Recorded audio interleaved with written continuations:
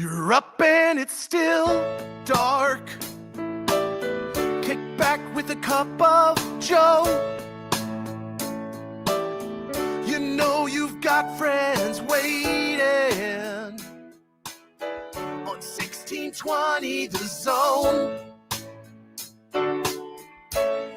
It's Happer and Schaefer. It's Connor and Mike. Listen on the radio stream or YouTube or podcasts. Anytime it feels right. It's Happer and Schaefer. Happer and Schaefer. All right, good morning and welcome in. Happy Tuesday. Happer and Schaefer here on 1620 The Zone and on 1620thezone.com. Connor Happer. Mike Schaefer will join us momentarily. Joey Colbert here this morning. Good morning. Great to see your bright, shining face, Joey. It's been a while. It's been a while. It's been a long morning. Got a little overnight weather. Yeah. It's a little sluggish outside, so be careful if you're driving out in the Omaha Metro. A little slippery. Mr. Plow just came in the parking lot. Beautiful. Hopefully we get no accumulation or anything like that. I think we'll be in and out pretty quick. Yeah, In pretty and much. out pretty quick. And if you happen to be a avid listener of the show before us, Two Pros and a Cup of Joe on Fox Sports Radio, we realized during the 5 o'clock hour this morning that we weren't able to get that to you. So Joey Colbert saved the day. I had to call in an audible. He had to call in an audible and change some things up and made it work for everybody. And last but not least, like I said, we'll be joined by Mike Schaefer shortly. Yeah. And he will explain, maybe we'll make him wear some sort of a ribbon or some sort of a mark on him that proves, well, I guess I can't say anything. I haven't been here for 2 consecutive shows. So, what am I? I was kind of wondering how long it was going to take for one of us to forget to set the alarm clock and fail to show up. I know I'm under a lot of pressure because I produced the show. I'm pushing the buttons. I'm getting you guys on the air. If you are not here or your substitution is not here, then I may be able to get us on the air. It wouldn't sound right. I may be able to do it. So yes, you are by far the most important person. Yeah. There's no doubt about that. And then Schaefer and I are of equal importance / less than you. But as long as one of us is here, we'll roll along on this Tuesday following the national championship. Oh man, I'm already unexcited for today because today there will be Big Ten honking. Yes, Oh a lot of my it. God. A lot of it. The Big Ten honks are going to be out, and I have a rant about this. We'll do this later in the show because I want some company. I want Schaefer to be here while I do it. I don't know how he feels about this. I haven't bounced this off of him really at all. I don't even know that he knows it that I feel this way. But I first of all don't really appreciate it that much when other schools in the conference take responsibility for other teams' success, as far as, like Ohio State winning football national championships or even UConn winning basketball national championships and stuff like that. I don't really think that has I don't think that needs to be taken responsibility of by some of the other rival schools in the conference. So that's one. No, not much conference honking from that perspective. But I'm more mad about people stooping to the SEC's level. The SEC started this crap than a decades ago now, of saying conference, SEC.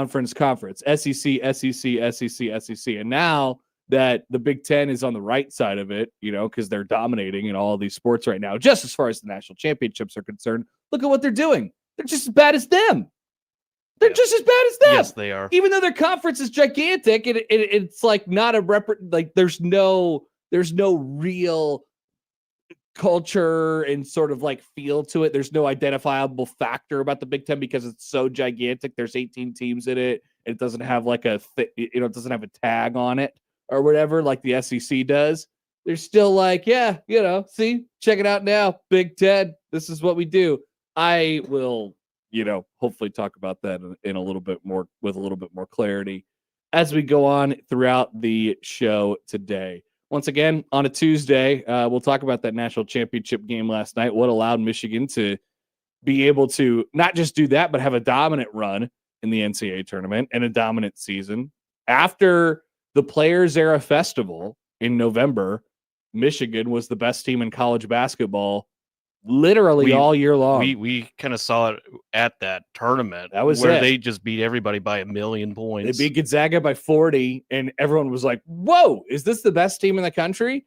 And it turned out we were not wrong to ask. They doubled down. They were the best team in the country for basically the entire season. And I thought at times, I said this throughout January and February, I felt like they were bored for a lot of the season, with the teams that they had to go up against and what they had to sort of accomplish, knowing that they were probably going to be a 1 seed, that they were probably going to end up in this position, or at least with a chance to play for the national title. So we'll talk about them as we go on throughout the show today. Mitch Sherman and Jacob Padilla will join. That is our lineup today, as we normally do on Tuesdays. Mitch at 8:30, Jacob at 9:15. We'll talk about basketball, the Big Ten dominance, and all those sorts of things with both of our guests today. We are excited to bring back Power Rankings with Tears on a Tuesday. We did not forget, mostly because Schaefer texted me yesterday and asked me a topic that we should do, and I chose appetizers. And he said he was going to give me the information that I need for the graphics, and he did. I did not get any. Oh, I thought he said you sent it to you. I thought he said he sent his to you. I didn't send mine to you. I figured, Joey, we don't need to have a graphic that we're going to produce a show on the air right now. I figure we don't necessarily, now if we can, we'll obviously try to get you that the stuff way before the show. Okay. But I figure we don't need a graphic specifically for the show, but it's a good it's a good graphic for after the show. It's a good piece of content to put out afterwards. That's good. Check out our piece of content that we have for you all. That is a good idea. On @HappenSchafe on the Liquid Trucking Zone Twitter feed. So we will power rank with Tears appetizers today, coming up in about a little bit more than a half hour. That is our lineup, and we, as always, would love to hear from you all on this sleety morning. Is sleety a word? I guess we'll never know, because I just said it. 402-951-1620 on the Prairie Flower Casino Zone hotline. You could call or text that number. You could tweet on the Liquid Trucking Zone Twitter feed, the aforementioned Liquid Trucking Zone Twitter feed, @HappenSchafe, @ConnorHapper, and Mike J. Schaefer on Twitter. Email Connor, Mike, Joey, 1620thezone at 1620thezone.com on the Equitable Bank Zone inbox. And we say good morning to our YouTube streamers today. Yes, Mike, serving us a slice of content. Also, Mike says he is very excited to take the drive up from Crime Town this morning. Be careful out there. I wouldn't deem the roads to be slick at the moment, but we're dealing with some precipitation. Yeah. And then immediately once we deal with the precipitation, nobody knows what the to do. The snow is pretty much done. It's just the rain kind of adding into. Joey, the snow is done. I did not say you said the snow is done. The snow is kind of done.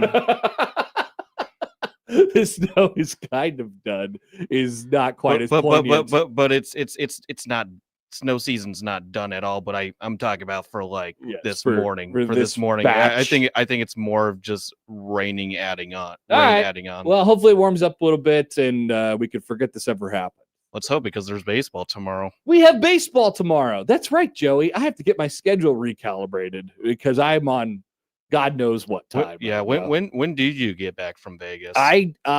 So a great story. Great question. During the under 8 timeout of the West Virginia Creighton Crown semifinal game, I pulled out my Southwest app and I said, I'd like to change this, because it was originally supposed to come back late Sunday night. Yeah. So it would have been after the game ended, and then I would have had enough time to go back and grab my crap and then go to the airport and then still sit there for a couple hours, right? So I think it was supposed to leave at 9:30 Pacific time on Sunday night. And as it became pretty apparent that Creighton was not going to extend their stay in Las Vegas It was into the Crown pretty final. obvious. Yeah, it did, but I wanted to make sure that, I didn't want to change it and then change it back. And I hopped on Southwest, and I hopped on a Sunday morning flight. So I think it was like 7:30 Yeah, or something like that. something I got like back. that. I got back at noon. It was terrific. That was nice. It was fantastic. And then got to work on. I got some. I'm moving currently. I mean, we got a lot of different stuff going. You're a on. busy man. That's why I was gone yesterday. I wasn't in Vegas an extra day yesterday, and I wasn't sick yesterday. I was doing gobs and gobs of paperwork. That's all. That's literally all I was doing yesterday. And so today we'll have a lot of fun. Have you ever tried moving in a sleet before? I guess we're about to find out what happens when you move in a sleet today. But we'll be able to hear the stories of your it'll be great. adventures. It'll be great, and I'll need new carpet immediately at this new house that we have just purchased, which is absolutely terrific. So yeah, we're still getting reacclimated and readjusted and doing a show every day. But thanks for holding down the fort while I was gone for a couple days there. Sounds like it went well. I did not listen. I rarely do. You need a break from us every once in a while. Exactly. And then I come back and I say, I miss you guys. And that's what's happening. I'm already been here for almost 70 consecutive shows, and I'm ready for a break. Yeah, good. Absolutely, Joey. And it's okay to say that out loud. Nobody is personally offended by that. Here is Cody on the text line. Did your daughter recognize you when you got home? Yes, she did. Thank you for asking, Cody. And yeah, she does the thing where she doesn't act like she's super duper excited to see me. She'll kind of like hide her face sometimes, but you could tell she's kind of just messing with me a little bit. But yes, I think she remembered who I was, which was great. It wasn't that long of a stay in Vegas. And then she was probably, I can only assume, very, very happy with me because I came back with a couple extra dollars in my pocket, which was fantastic. I don't think that I had ever done that coming back from Vegas before. More Easter treats, I guess. More Easter treats, especially when you show up middle of Easter instead of late at night. Exactly, which was definitely good on everybody. All right, so join us on the YouTube and on the air, over the air, on the app, all those things today. And of course on the Zone out in Grand Island. We say good morning to Central Nebraska, of course, as well. Off and running on a Tuesday. We'll recap the national championship. We will talk some about my experience at the Crown. By the way, shout out to Old Man Doug. Shout out to Circa. Old Man Doug at Pool Bank, of course. Shout out to Circa and our friends here at 1620 The Zone who gave me the opportunity to go, and John Bishop and all those different things for allowing me to just tag along and work with them for a couple days. I had an excellent time. There's tons of other things going on as well around sports, and now we trudge into the real life off season. Remember the power rankings with tiers that we did last week? Yes, we did. About all of the random sports that happened between the end of the national championship and in football season. Well, here we are. The end of the national championship has come. I missed one shining moment last night. I never miss one shining moment. Yeah, I was shocked to hear that from you, but when you told me why that happened, I totally understood. Naturally, with 2 minutes and 45 seconds left in the national championship game. Now, I was under the impression at the time that I probably didn't need to see the last 2:45, but it turns out I kind of did. Yeah. Solo ball banks in a 3 to make it a 4-point game, and you're like, oh, hang on, what's going on here? So my internet, I was going to record a podcast last night. My internet and my TV goes out at 10 last night. 2 minutes and 45 seconds left in the national championship game. I'm like, what's going on? And I had today was the day I was supposed to have my internet transferred to new place of living. Yeah. And apparently when you do that, they cut it off at 10 p.m. the previous night. Not fun, especially when it's during the national championship game. And so basically, for all intents and purposes, I kind of went to bed. I saw who won. I went to sleep, and I knew that there would be another 20 minutes before one shining moment happened.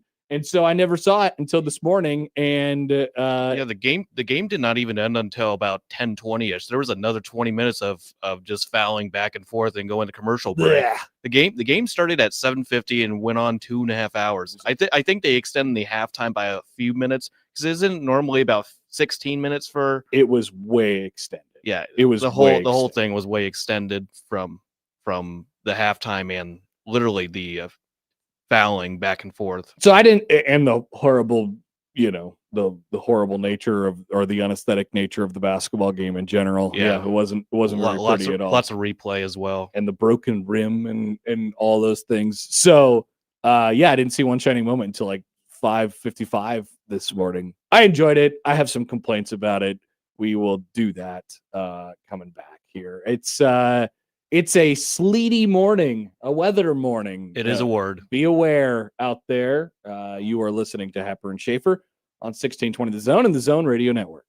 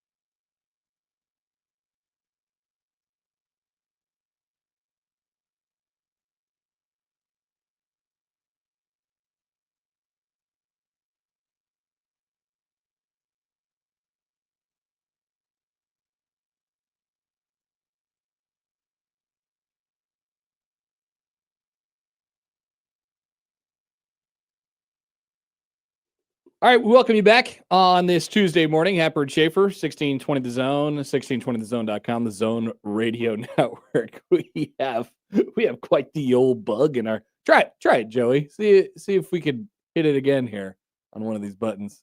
Wow. All right. I don't know. We got issues this morning. My goodness. What is going on? I don't know. That is a concern. That is a concern. And if Joey is concerned, well, I guess we don't have to hit a very high threshold in order for Joey to get concerned or worried about something. But if those buttons are not working, we can't play drops. We can't play rejoins. We can't play the close bed. We can't play literally anything except for the stuff that's like the commercials. So sorry, we do have commercials. We will have commercials still. But we'll have to boy, what a heck of a morning. Take a look at that. And of course, Mr. Desk was sitting over at the Final Four last night, or the national championship game last night, so he's not going to be able to fix it, or he might have some sage words of advice, as he always does. But we will trudge forward here on Happer and Schaefer, sans Schaefer. Maybe I just makes my own music noise through the sound of that Joey. would be terrific. By the way, Joey informed me. Well, let's just say a source informed me during the break that there could be potentially a Joey leak today as far as the NFL schedule is concerned. There may be. Can you comment on this? Yes, I can. Can you confirm? I can confirm. Whoa! There is a Joey leak coming. The schedule is completed, and the leaks start today. Excellent. And they run for the next 2 weeks. Joey, this is how much Joey loves schedules. Joey is scheduling his leaks for the schedule that he has conjured in his head for the NFL season. That's not even real. That is a prediction. It is a prediction. People tend to forget. Just tremendous. Just tremendous. So be on the lookout to at Joey Warcola today for some potential leakage as far as Joey's schedule prediction is concerned. I have an opinion. I have something about one shining moment that I'd like to say. And I'm sure you've probably seen this opinion around. It's been the case for really several years now. So let me be the first. Let me be another person to tell you this. I love One Shining Moment. I love the song. I like it. I listen to the song when it's not basketball season. I listen to it's on my mega shuffle in my car, right? It's one of the like 400 songs I listen to in my life. Sometimes it comes up in July and I listen to it. Sometimes it comes up in February. Obviously, I would be more inclined to listen to it at that point. And obviously, if I get lucky and it comes on in March or April, then it's even more fantastic. I love the song. I think it's very corny. It's incredible. And I like that it exists. It's unique to the sport. And I love college basketball, as we've previously stated a million times on this show. However, the things that they have done to the actual release of One Shining Moment, starting with I guess I can't really compare this to how it was 30 years ago, but not releasing it, like holding it hostage for 30 minutes after the game, has always been bothersome to me. I called it at the very end because once that foul marathon began, I tweeted out One Shining Moment at 11 p.m. ? I was off by like 1 minute. We had been trending early over the last couple of years. I was tracking this for about the last handful of years. We had been trending a little earlier. We had been trending closer to like the 10:30 range, but the game basically wasn't even over at that point. It wasn't last night. So, it had been getting better, and then we had a long slog of a game last night, and of course it was late. And then they have injected all of the calls into them. If you listen closely, like they'll put on the clips. And by the way, there's so many clips now. It used to be there wasn't that many clips. There's so many clips in this One Shining Moment montage now. They are flashing from clip to clip to clip to clip to clip, like nothing lasts more than 3 seconds, which is, it's kind of gives you whiplash a little bit. And on the transition of those clips that they put up there, they put one of the whoosh sounds, whoosh, If you Yeah. listen closely, they put the whooshes on there. Then they put the broadcasters over the top occasionally. You know, not that I don't love the sweet, sweet sounds of Ian Eagle calling basketball games in the NCAA tournament. Don't get me wrong. I absolutely do. But this thing is way overproduced. It's way overproduced. I love the song. I love what it's about. I love the space that it's in, and I love the weirdness of it. But we need to take a step back. Now, could it be worse? Absolutely. Remember when they did the fake One Shining moment probably about a decade ago? Remember when they recreated the One Shining moment song? I did not remember Oh that. my God, I did Joey. not remember that. So I'll pull it up. It was so bad. I can't remember who did it, who did the song. But let me see if I can find it on its Wikipedia page here. But they reproduced the song, and somebody else did the song. Let's see. There it is. A version by Jennifer Hudson was used for the. Oh no, this is the one. It's okay. So a version of the Jennifer Hudson did it in 2010. Jennifer Hudson, not a version of Jennifer Hudson. Jennifer Hudson did it in 2010. The format of Hudson's videos deviated from prior years by cutting away from a tournament highlight montage on several occasions to show footage of Hudson singing in a recording studio, drawing criticism from some fans and viewers. Oh boy! In response to the criticism, the Luther Vandross version came back the following year. Then, after the 2016 national championship game, this is the one I was referencing. They announced that Neo had performed One Shining Moment and that they would be using Neo's One Shining Moment on one of the team stream broadcasts of the championship game on TNT and True TV, which were tailored to focus on highlights of the two participating teams, as with the game broadcasts on these channels themselves. The Vandross version was still used for the main telecast on TBS in an effort to give the song a, quote, Turner flair in honor of TBS's first national championship game broadcast, and to make light of the concerns regarding its use by the network.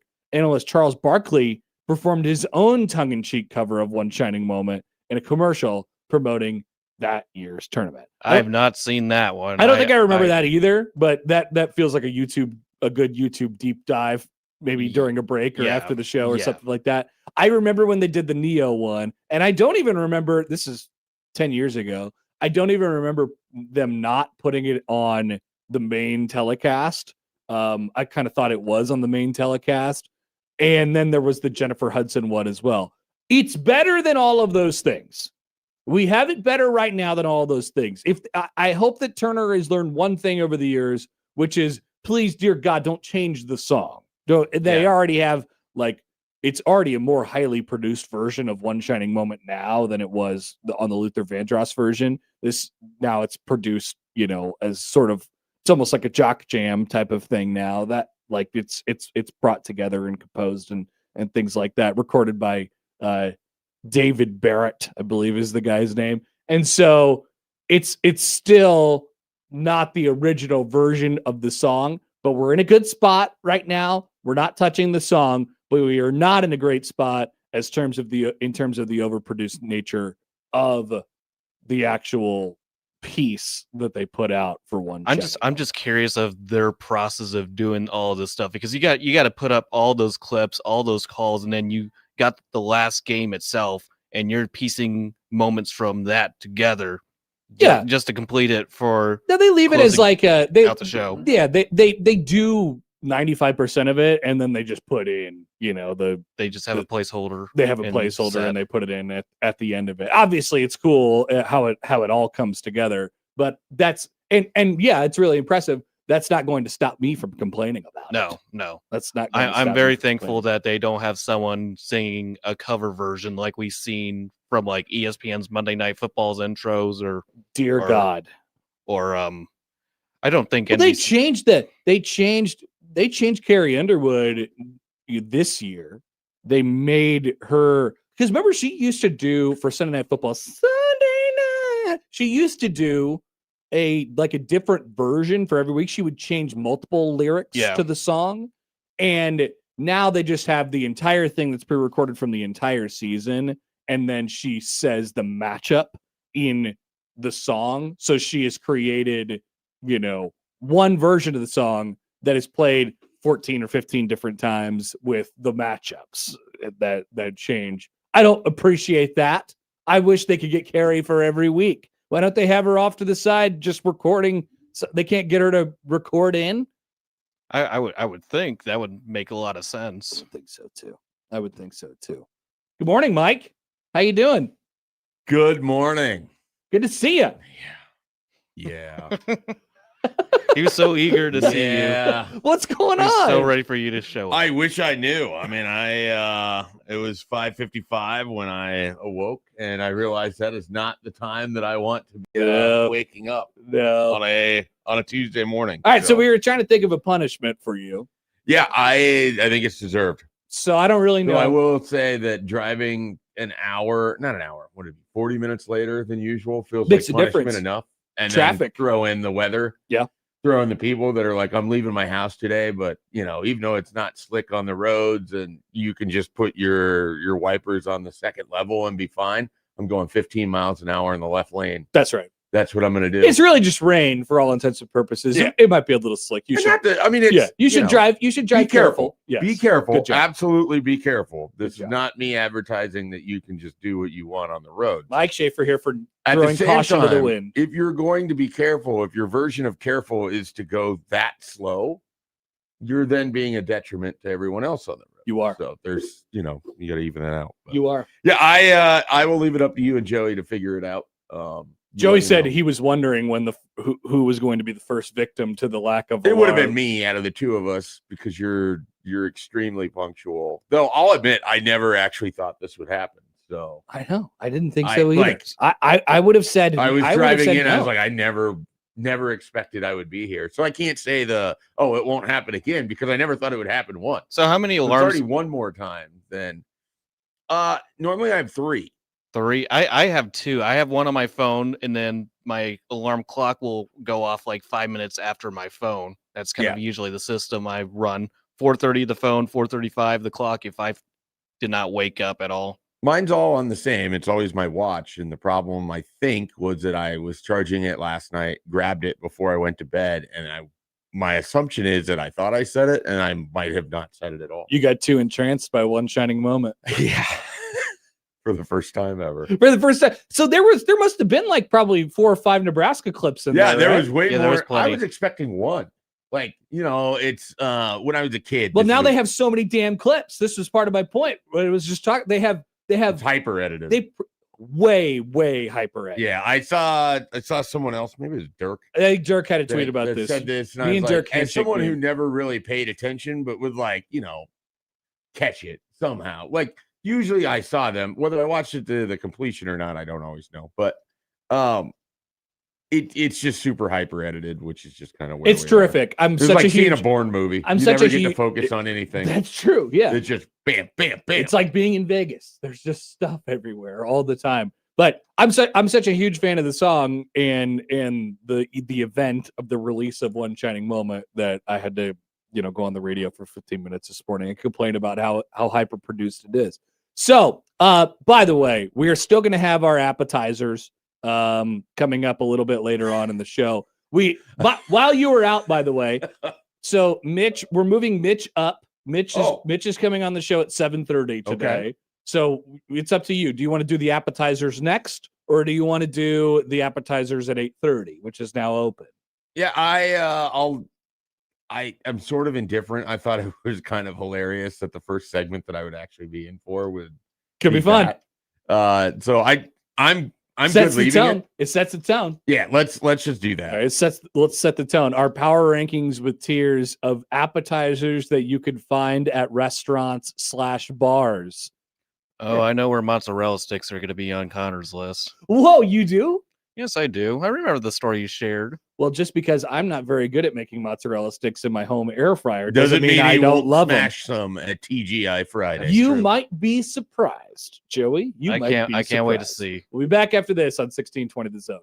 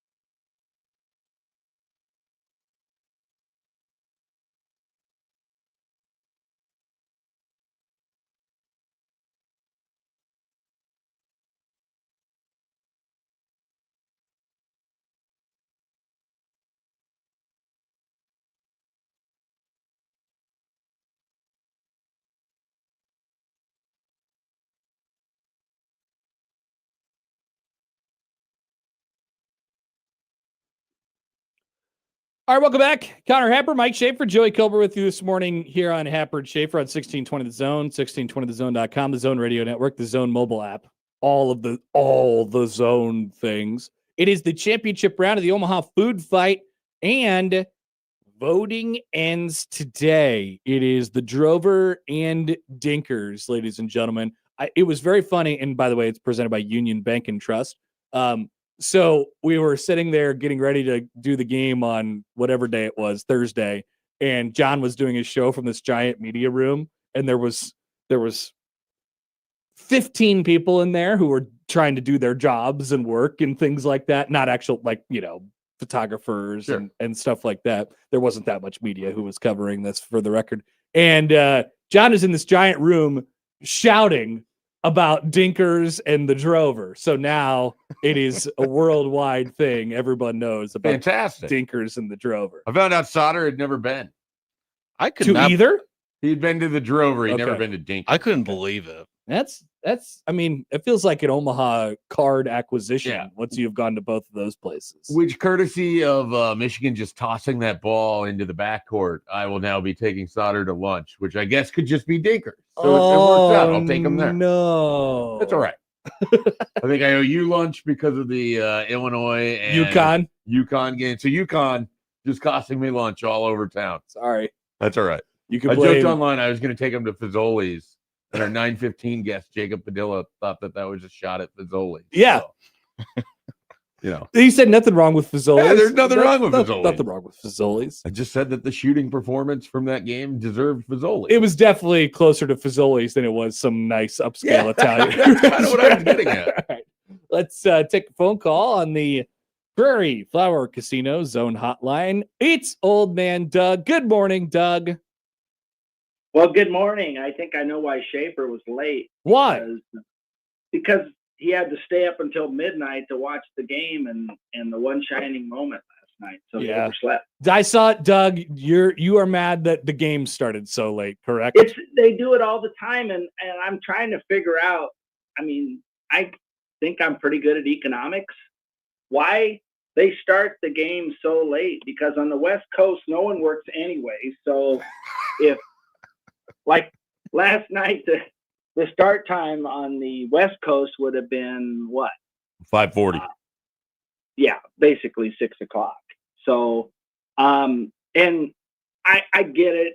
You got to have this stuff in advance, but all the pregame and stuff, I mean, it just, people are tired of these super late games, especially where most of the people are is on the East Coast. What is the perfect time for you? What time do you want to do it?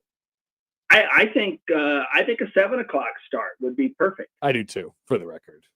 Yeah. And so I think Schaefer's punishment is he has to talk Creighton basketball all morning. He can't talk about Nebraska. The whole show? That's a lot of crown talk. Hey, Connor, since you've been gone, it's been all Nebraska basketball radio. Oh, It no. was. Is that true? We It talked was. about the crown on Friday. Yes. We talked about Creighton was still in it at that point. Two of the Yep. 24 segments were dedicated to Creighton in the crown. Okay. 2 of 24. Yeah. And then how many were dedicated to Nebraska and whatever their avenues are? probably about the same. Probably about 6. Wow, Doug. They're proving you wrong right now. 6 segments dedicated Oh, to it's Nebraska. just like the World Herald. I mean, it's they talk about the transfer portal in Nebraska 3 straight days, and then we get 1 day of John Walker, and it was really a weak article this morning. Oh, So no. I have no idea what's going on in the transfer portal. Has anybody declared at 12:01? I mean, I haven't seen anything on Twitter. Yeah, that's where you would find out, for the record. I mean, like, you could I don't have any leans as to, one way or the other as far as Creighton guys going in the portal or not. I mean, we sort of talked about it a few weeks ago. There's guys where you're like, yeah, I don't feel like, but I don't know. So I haven't seen anything as far as social media. That's where you'll see it all, Doug. It's like a very fast moving thing today. But you haven't seen anything. Not today. No. I haven't seen anything on Creighton or Nebraska. No, because I don't think anybody's in right now. Well, I would think all the Nebraska players would come back. I would think so. Of substance, I should say, that were playing. I don't know why they wouldn't. And So that's my old man opinion. But I have a few that were wearing blue and white this year that, I probably would prefer not to see him play again. They're going to have some turnover, Doug. There will. I mean, I don't know what the number would be, but I mean, they're already losing 2 because of just their seniors, and I would imagine that you're going to plan on probably losing 3 to 4 more at least. And I think the teams that don't have the 7-footers, like what Michigan had, a couple, Illinois had a couple, even though UConn found a way to beat them. I don't know how you can operate anymore with, your tallest guy being, even ultimately Nebraska, who shot it really well from the 3, had really good movement.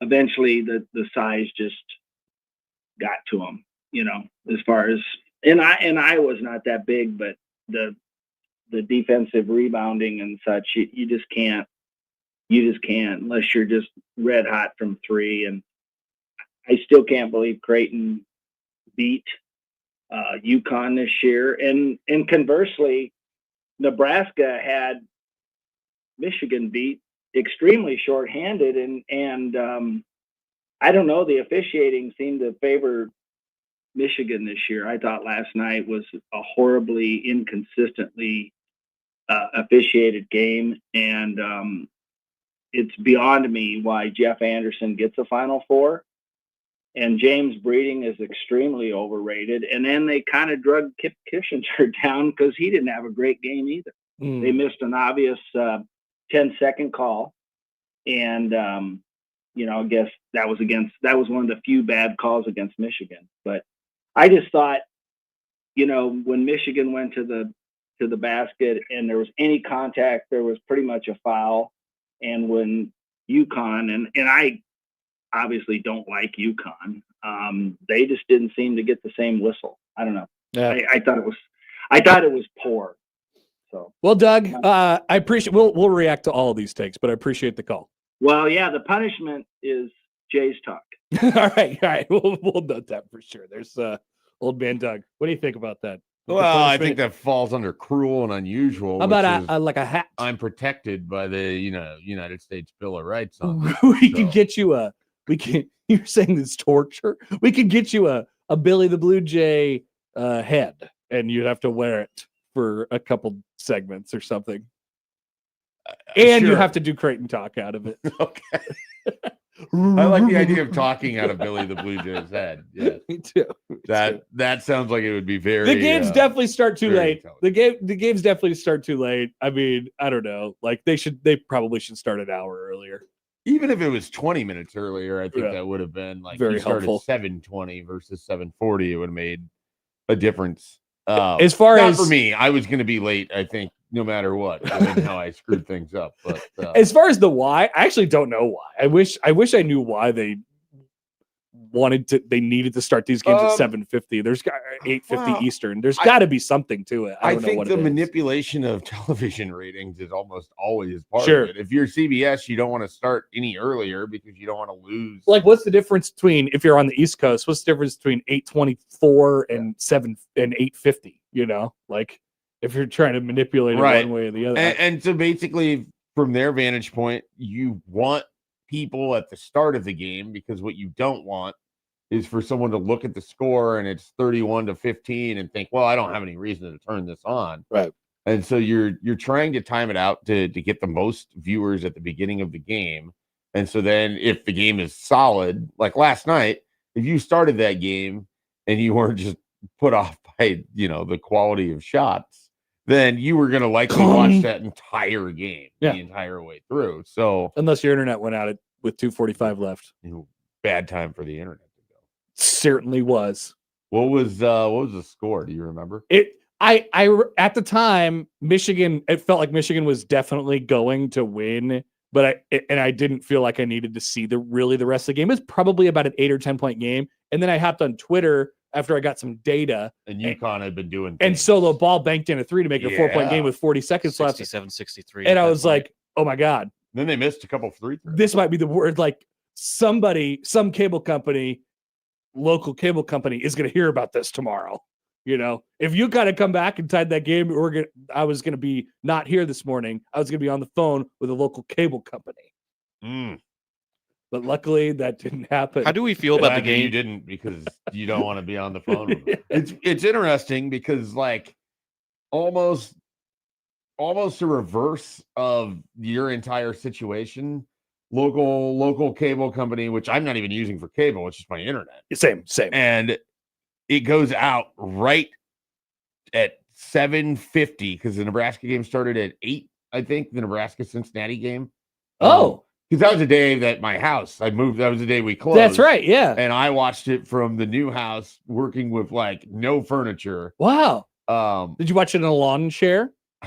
I did have an office chair. Dude, I'm gonna be up on them lawn chairs in my house today. Exactly. Yeah. It's gonna be nice. And it goes out at 7:50, and I had to like send this refresh cycle. It had just gone in that day, disaster. and send a refresh cycle, and it boots in, and it basically at 8:01 my internet's back on, and I'm able to watch the game. Go ahead, Joe. There was a lot of complaining about the game being on TBS over CBS. How do we feel about that in general? We definitely should be over that as a society by now. We've had many championship games on cable before, right? Everybody has access to TBS and ESPN. It doesn't matter to me because I watch my games through YouTube TV and I don't even know what channel I'm watching anymore. You're clicking what you're watching. Now, and then... I did get messed up on Saturday night because I went to watch the second half of the second game in my hotel room in Vegas, and they have a guide, and I was like, this will be great. CBS. I'll just click CBS and the game will be on. It was not. It was. And I had to go down. You know how slow it goes in the hotel guide. Down. My biggest complaint with TBS's involvement has nothing to do with the game or the broadcast or any of it. It was the commercials for whatever that stupid Anthony Davis show was that we're playing. Gong. What was the stupid? It was the prank show. He's pranking a bunch of people. I swear to God, I don't see commercials. It's the anymore. NBA's version of Impractical Jokers. It think looks horrible. Is it Impractical Jokers promo with Anthony Davis? No, it's his twist. It's Anthony Davis with like a handful of other people, and it just looks awful. Wow, and that sounds like one horrific. of my least favorite NBA players of all time. Same. And so, like, I just wanted nothing to do with it. That sounds horrific. And it just every time it went to commercial. You could be like me and just subconsciously completely ignore commercials. Maybe you have some setting with your YouTube where you just get like Zen, or you don't. No, I think they're on. I just don't see them, and I certainly don't comprehend. It'd be hard because they were even doing the graphics. Yeah. So let's take a break here. We will come back and refresh things. 7 o'clock hour of Happer and Schaefer on 1620 The Zone.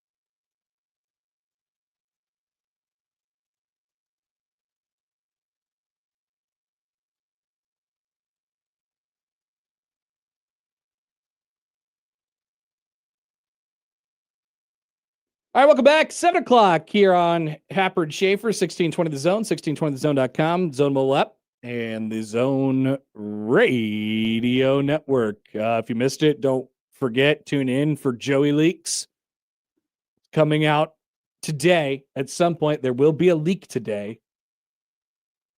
Sources are telling me that there will be a leak It could today. be during the morning. We'll see. It could be We'll during the see. morning. Wow. It could be during the morning. It could be at during a the specific nighttime. time. It could be during the middle of the day. It could be during any of the times. It could trigger some people. I know for sure. So you did. By the way, we could wrap up all the one shining moment talk with whatever you took from it last night, Schaefer. I saw you put it on the sheet. Like, what do you got? What do you got? Give me something on one shining moment. Well, I mean, like I said, it's not something that I would always watch. It just sort of would happen upon, or have just left the TV on long enough for. I know that you have very strong feelings on it. Other people have very strong feelings on it. I love it. It's weirdly divisive in a way that I don't understand, because I guess People really I don't care like enough about it to Yeah. have like an opinion on it. Obviously enjoyed this one because there was way more Nebraska than I ever. You probably would have guessed. liked the Neo version that they did 15 or 10 years ago.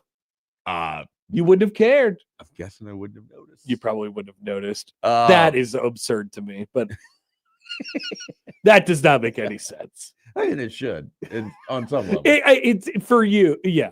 I mean, given the person that we're talking about here, but yeah, my biggest somewhat surprise, and I even responded to somebody on Twitter about this, but it was like a mild upset to me that and I don't know if CBS even showed this, but at the end of the first game, all the players go surround Kent Pavelka, because obviously he just called the first time that Nebraska had won a tournament game, and he'd been doing games for 40 years.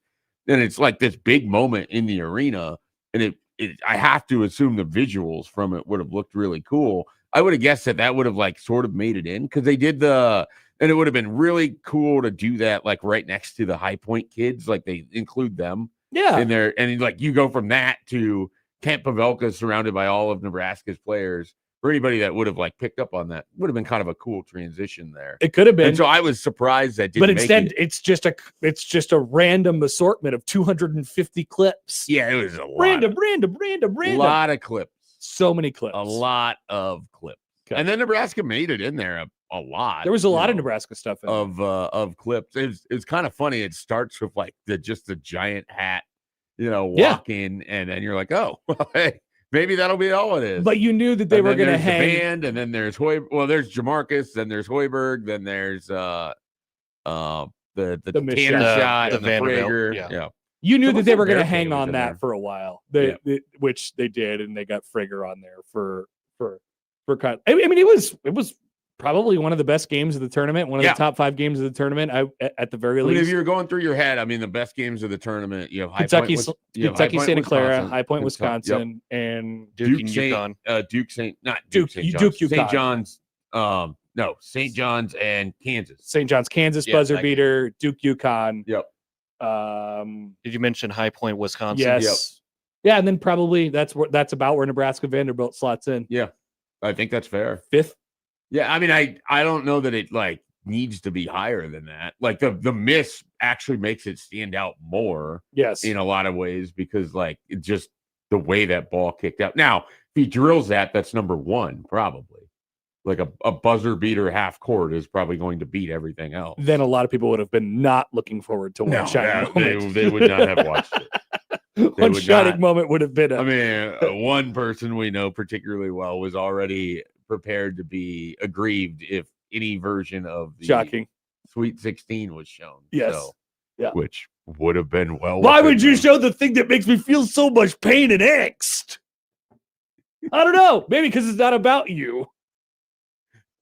That's what I would say. That's shocking. That's what I would say. All right, let's take a phone call here on the Prairie Flower Casino Zone hotline. Good morning, Nebraska ball, Mike. Good morning to the Lumberjack frat boys. How are you? Lumberjack frat boys? Wow. Is that a compliment or an insult? No, that's what the name of the show should be. Okay. All right. We're changing it. I mean, I don't hate it. Have we heard from Robin about where my backcourt's going to come from? All right. It's early, Mike. It's early. I think they're still working on retention, if we're honest. Okay. Mr. Tanner, we apologize for the shot coming into One Shining Moment. You're welcome to come to Lincoln if you want. That'd probably be a nightmare for you, but you're welcome. That'd be fun. Maybe we should stop being mean to other players in case they transfer. That's a new avenue we haven't quite thought of I yet. don't think we have the money to get him. What about I don't think. maybe Braden Smith can get an extra year of eligibility, No. and Schaefer won't be mad at him I so will much. be mean to Braden Smith. Any He thoughts deserves on Mike Malone going to Carolina? Kind of crazy. Not sure which way that one goes, but it feels like it's either really good or really bad. I can't tell which one it's going to be. If you're Jokic, how do you feel about that? Well, I don't know. I'm guessing he's indifferent. I don't think doesn't care. Jokic could really go to North Carolina and play. Do you think he know? even pays No, but attention like to college? isn't that weird? You won an NBA championship and you're going to college? Yeah, but he got fired. Yeah, he got Even if fired. it's Carolina? He got fired. I mean, I think Denver fans, I myself am one of them. Like, I still like Michael Malone, and he was Mike, and then he turned into Michael. Yeah. It was kind of one of those things. I laughed at that. So I'm fine with it. Doesn't really bother me as a Nuggets fan. I guess maybe more than anything, I'm glad he's doing something. I don't know how it's going to go though. And how long do we really expect Bill Self to stay at Kansas? Maximum one. I mean, this is absolutely his last year. I mean, I'm shocked, Mike, shocked that he is still the coach there right now. And do we have to worry about Iowa State making a call if they lose their coach? I mean, if hope you're the not. type of person that worries about stuff like that, then Well, yeah. we're in Nebraska. Fred has to build something here, and he has. But 1 year, I'd rather see 3 or 4 before he leaves. He seems You know? he seems pretty happy. Yeah, I really don't think there's a big concern about Fred going anywhere else. I mean, I think he wants this to be his last job.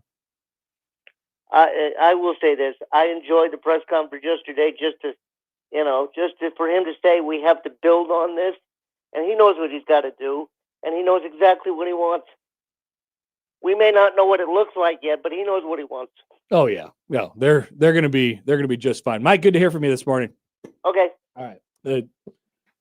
Anything's on Hoiberg from yesterday? I mean, I didn't catch a lot of it, but it was I think I saw some quotes. It was good to hear him sort of have a step back from the season and sort of I don't think there was himself anything on- like super new to come out of it. He gave updates on all the guys. Sanford would be set to be available again in June. I'm guessing you heard about that he was playing through kind of his hernia. Yep. Playing through the hernia, doing an off-season surgery, it kind of takes him out of really doing the NBA tryout stuff, though I think his name is still being involved with that. But it for all intents and purposes, it seems very, very likely he is set to come back for next year. I don't think there's any real concern there. I don't think he's like a huge, he's going to impress people at the workout guy. No. You know, what he's and done. I don't think is- he's going to get to a level that it's going to be more money for him in the NBA than it would be in college. So their biggest thing is they're still working on retention. I think there's a couple guys that they still need to probably lock in the total number on, and go from there. And then, like everybody else, you're sifting through the portal and you're calling agents and you're figuring out what you want to do. They're in a really fascinating spot because if you retain everything that you want or that you can, and then it has to be at a certain level, and then whatever that amount of money that's left over, you've got the two most expensive positions to try to go fill in point guard and center. Right. So, and everybody wants that. right. And, you might want the guy from Colorado who's originally from Lincoln, Ben got Doc. and Yeah. so does everybody else. Exactly. And so that's a great jumping off point for the portal conversation today, which, by the way, I saw a screenshot of an Instagram story that made its way onto Twitter last night of one of the Michigan assistants or one of the Michigan staffers in the locker room during the celebration, huddled into the corner with his laptop looking at names at the portal. And so it's like, this is just terrific. Yeah, well, I It's mean, look, fantastic. if you need an advertisement of what the transfer portal can do for your team, I don't know that there's a better one than just won the national championship. Yeah. So, I was looking through it. They had, I think, one guy in the starting lineup had been there for longer than 1 year. Yeah, I mean, they were what, 8-20 some 2 years ago, Right. And So, I you mean, they're just went to a the Sweet 16 total. last year, won the national championship this Right. year. And it's Dusty May's a completely heck new of a roster. coach, which He we is. already knew that. You didn't really need last night to prove it again, but for him, obviously, it kickstarts. I mean, that's a guy I would expect to be in this position again in, I don't know what length of time, but this isn't his only championship. I feel pretty confident in that. Yeah, I wonder. I don't know. They did get it to come together, and it got some great growth from. Yeah, I from just think, with what he did at Florida Atlantic, like, I'm just not counting that guy out. His ability to find talent and their ability to get it at Michigan. Oh, they were really good. Now, at the same time, like, you make a run in the Final Four.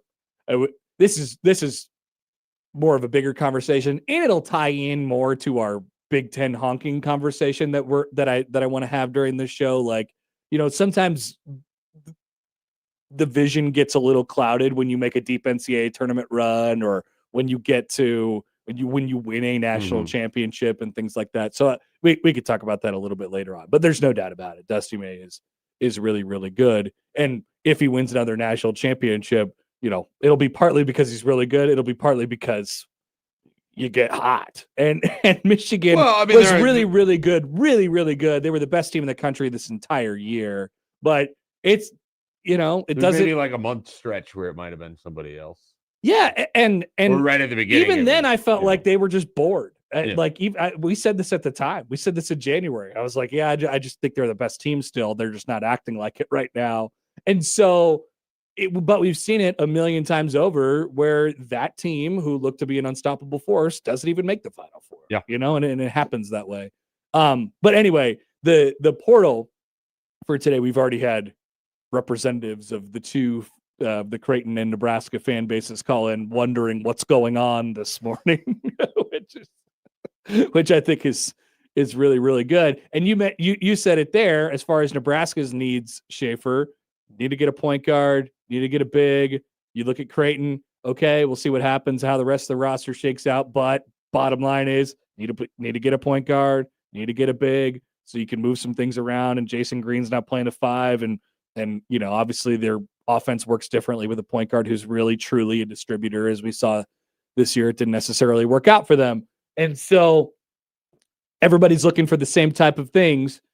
I just don't want I don't want the fans of each of the fan bases to put themselves inside of these boxes of like, we need the top point guard or else, we need the top big or else. If you're looking at an all conference guy an all conference big who jumps into the transfer portal, and all I see is every fan base in America saying, that guy's a Kentucky Wildcat, that guy's a Michigan Wolverine, that guy's a Creighton Blue Jay, that guy's a Nebraska Cornhusker, that guy, like, every fan base will say that about them. Like, there's only one place that they can end up, and it doesn't always work out either. What I'm saying is, you can create a roster in a variety of different ways. And there's some of this where you are at the mercy of what you get. You can have a plan. You're going to get punched in the mouth in the portal. It's not going to work out the way you want it to work out, basically 100% of the time. Sometimes you get too much in one spot. That's what Creighton had last year. They got fortunate news on eligibility, and by that time they had too many wings, right? And their roster was messed up because of it. And so, like, it's not going to work out perfectly. And just because it doesn't work out perfectly doesn't mean you're bleeped going into the 2026-2027 season. I would just remind people that like Hoiberg's track record on this over the last 4 years has been finding Bryce Williams, finding Rink Mass, finding you go 5 years, finding Jawan Gary. He's done a really nice job of getting at least one or two guys every cycle that seamlessly blend in with what he wants to do. And they've almost never been the top person that anyone would have picked at the time of which they would have arrived. I mean, no one would have thought going into the year in which you bring in Rink Mass and Bryce Williams that these would have been two guys that would be massively important to the story of what Fred Hoiberg is doing. I think you would have been like, okay, these are interesting pieces. I mean, I thought they were But both they're going to coming be from- like starters, Yeah, but yeah, they're coming from Yeah. Bradley and Charlotte. You're not exactly, it's not the same thing as, oh, I want this guy that's an all conference, power conference player. Like, it's just it's a very different thing. And so, and then Price Sanford's a great example of what a guy was somewhere isn't what he's going to be at the next stop too. And so a lot of it is you trust that Hoiberg has a good idea of what type of player that he wants. You hope that they have the resources to be able to pull it off. And you just have to kind of assume that the bulk of what you're doing is to fit pieces in with what you already have. Yeah. And I mean, that's the critical thing. You're not going to reinvent your offense. You're not going to go get a ball dominant point guard that needs to have it all the time in an offense where it has to be distributed. Mhm. You're not going to go get a big that is going to clog up the lane, has no ability to space anything out, and can't run. Yeah. Because that's not how he wants to play. Like, they're going to like, if they don't get a rim protector in the traditional sense, that's fine. They'll find a way around that to utilize how they're going to play. Yeah, Nebraska is not going to just sacrifice what it's put together because it really likes one particular guy. Yeah, I guess to Creightonize the same thing that you just said, like, you don't have to have Ryan Kalkbrenner. It's nice to have Ryan Kalkbrenner, right? It's nice to have the 4-time Big East Defensive Player of the Year back there, but you can't. It would be nice. You to don't probably. Yeah, have you don't that, those don't just grow on trees. That guy's a generational player. That guy is a tree. He is a tree man. Some people called him throughout his career, and many people agreed. But you can make do with a little bit more of a versatile piece, and maybe you swing closer to offense than you do on defense, or maybe he's more of a defensive piece. But you basically, try to recreate that in the aggregate. And if that's not if that's not the style of where it works, like I said, some of this is just where it lands. Yeah. Like your style of play, this is something that probably needs to be talked about a little bit more. You look at what these teams were this year and their quote unquote style of play, it is going to change either marginally or drastically, depending on the types of pieces that they get in their roster. Right. It is going to adjust year over year over year. And the best coaches are the ones that are going to be able to figure this out. I have all the confidence in the world that Fred could take whatever piece and make it work. I have all the confidence in the world that Huss will be able to take whatever piece and make it work. Now, that doesn't mean you're not taking, you're not recruiting. You have your principles as far as the types of players that you want or the types of attitudes that you want, which, by the way, I kind of feel like is more important these days. Yeah, I mean, in Nebraska, it's a cultural fit. Absolutely. Like if they don't think you're a cultural fit, they're not even going to bother. So there you go. The situation at Creighton is fascinating because, one, it's figuring out who Huss wants to retain. So while we're talking about retention at Nebraska, it's equally as critical for Creighton because it's his chance to sort of make over this program. Mhm. And then, I'm not to say that he gets to experiment because you don't want to. I mean, he wants to win right away, but you have more of an open canvas there, like with what you're working at, and so you figure out what you want to retain, which we assume, Jason Green's a big part of that. You're going to try to. I think you really want to try to keep Hudson Greer and obviously Jackson McAndrew, and then from there, it's sort of all right. How do we slide in? What kind of guard can we get? What what fits for what we want to do?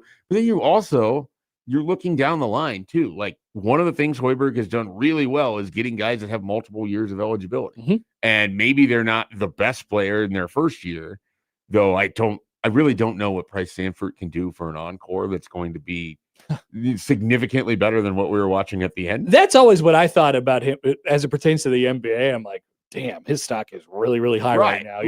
That's what makes you give second thought.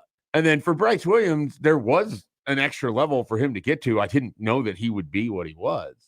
But that's also the part of it too.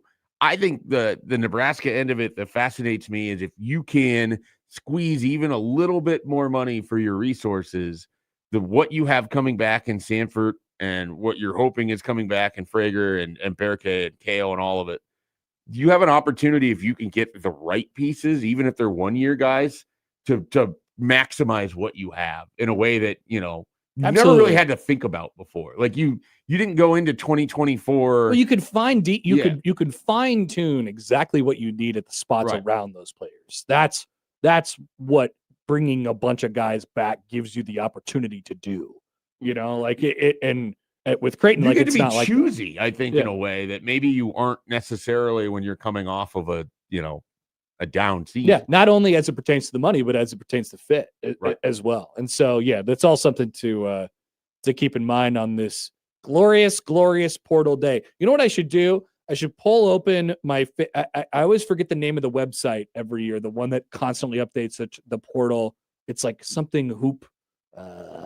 Somebody's gonna have to help me out with that. But whatever it is, it's like it constantly updates the portal and it tracks how many people are in it. I assume we're going to yet again have a record year in terms of portal entries. Verbal commits, is that something like that? Verbal commits. Yes. If there's nothing else we've learned from football season, do not count your portals until they have officially signed. Don't count your portals until they hatch. Is this Basically what you're yeah. saying? Oh wow, some of this stuff is locked now. They're trying to make money on their stuff. How dare they?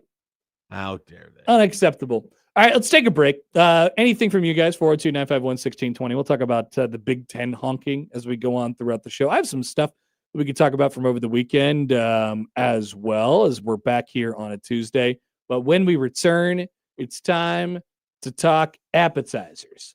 Power rankings with tier. Wait. Mitch Sherman Mitch here. Sherman. It's time to talk to Mitch Sherman, as I was saying. We could ask him about appetizers. We could ask him about Might appetizers. as well. Mitch moved to 7:30, as I told you guys earlier, and then immediately forgot about it.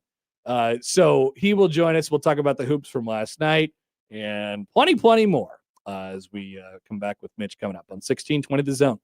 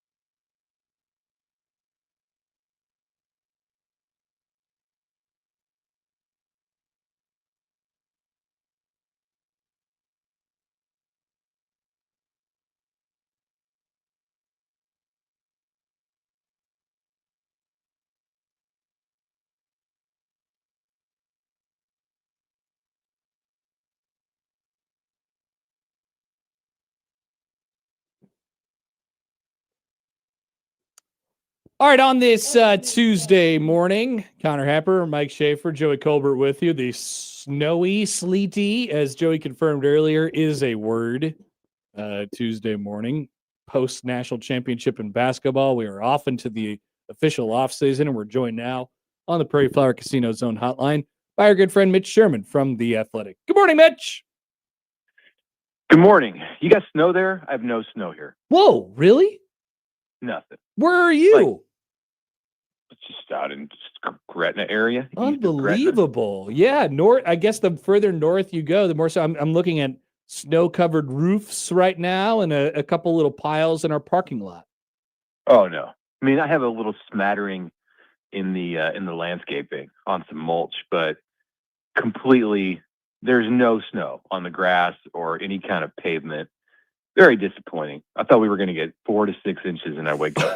Well, it's not. It's actually not disappointing because it's April, whatever. So I'm happy, but yeah, that was. I'm sure somewhere around here it's snowing a lot, but not here. Yeah, maybe in like in western Iowa, like northwestern Iowa.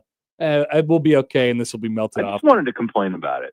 I know it would have been nice if we would have had, and then because I'm sure tomorrow it'll be like 65 degrees, and this will be a It'll be distant. 70. Yeah, this will be a distant memory. It'll be like, remember when it snowed yesterday? I hated that. That would have been fun. Right. I like Mitch taking the reverse angle, though, complaining that there wasn't enough snow. Because you'll get people that, even though this isn't much, they're going to complain about how it impacted whatever they have going on. I was going to complain no matter what. I appreciate that. That's consistent. It's perfect. Yeah. All right, so here we go. You and I talked about this yesterday on the podcast. May it rest in peace, because I don't have internet for a period of time. There will be a pod today, just not including myself. The Big Ten's dominance now. It is hit basketball. It has been with football, with Indiana. I mean, hell, we might get a Big Ten baseball team who wins a national championship this year. Let's not get over our skis here. Hey, UCLA is in the Big Ten, are they not? That is true. They are in that conference. So They're the favorite. What are your I guess how do you sift through the Big Ten's run here and taking over the mantle from the SEC? I think it's significant. I think that it still stands for something. I don't think this is like the American League winning 4 World Series in a row, which doesn't mean anything, because like the way that the money is distributed, it comes via the conference. And I get that like the whole conference pride, wearing it on your chest thing is disingenuous and kind of old when you're grouping UCLA and Maryland into the same league. But there are real world ramifications to conferences stacking national championships. And we still live in a world in college sports, even though it's probably outdated, where a lot of fans do look at it from a conference by conference breakdown. It was a talking point, a significant talking point, and at least in media circles, probably more in media circles than in fan circles. But I know our people at The Athletic last night, when Michigan clinched it, were, scrambling. I don't know why we were scrambling. Like, it should have been, we should have seen this coming, but we were, maybe we weren't scrambling, and it was just let's get this done fast. But there was a lot of conversation about the meaning and the just the fact that the Big Ten owns the national championship, and not just football and men's basketball, but it won a championship in women's basketball on Sunday as well. Where I like, do you see this as sort of the way the Big Ten played basketball this year? And I think this to me is even more remarkable than the singular championship. But you have the champion, you had 2 Final Four teams, you have 4 Elite 8 teams, you had 6 Sweet 16 teams. Like, do you think that's more of a one-off? Or do you think that can be emblematic of the Big Ten can continue to show its reach in just the sheer depth? And the same thing could be true, with the college football playoff as well. Though I think they're a lot further from that than where they were with basketball this year. I think it'll happen more often than it doesn't. It's hard to say every year because the SEC had an uprising a year ago, and it may go back and forth. So I think the balance of power will shift at the top between those two leagues. I don't think that what the Big Ten did yesterday and Sunday and even in this tournament necessarily is like a death blow to the SEC. Like, the Big Ten is on top for good. No, I mean, the SEC is going to respond, and coaching dynamics and rosters and what happens in the portal every year. Like, it's gonna shift back and forth. But like and this had happened several years ago. Those two leagues, they just rule college sports. And the ACC has had its share of championships in recent years and played for one in football this year.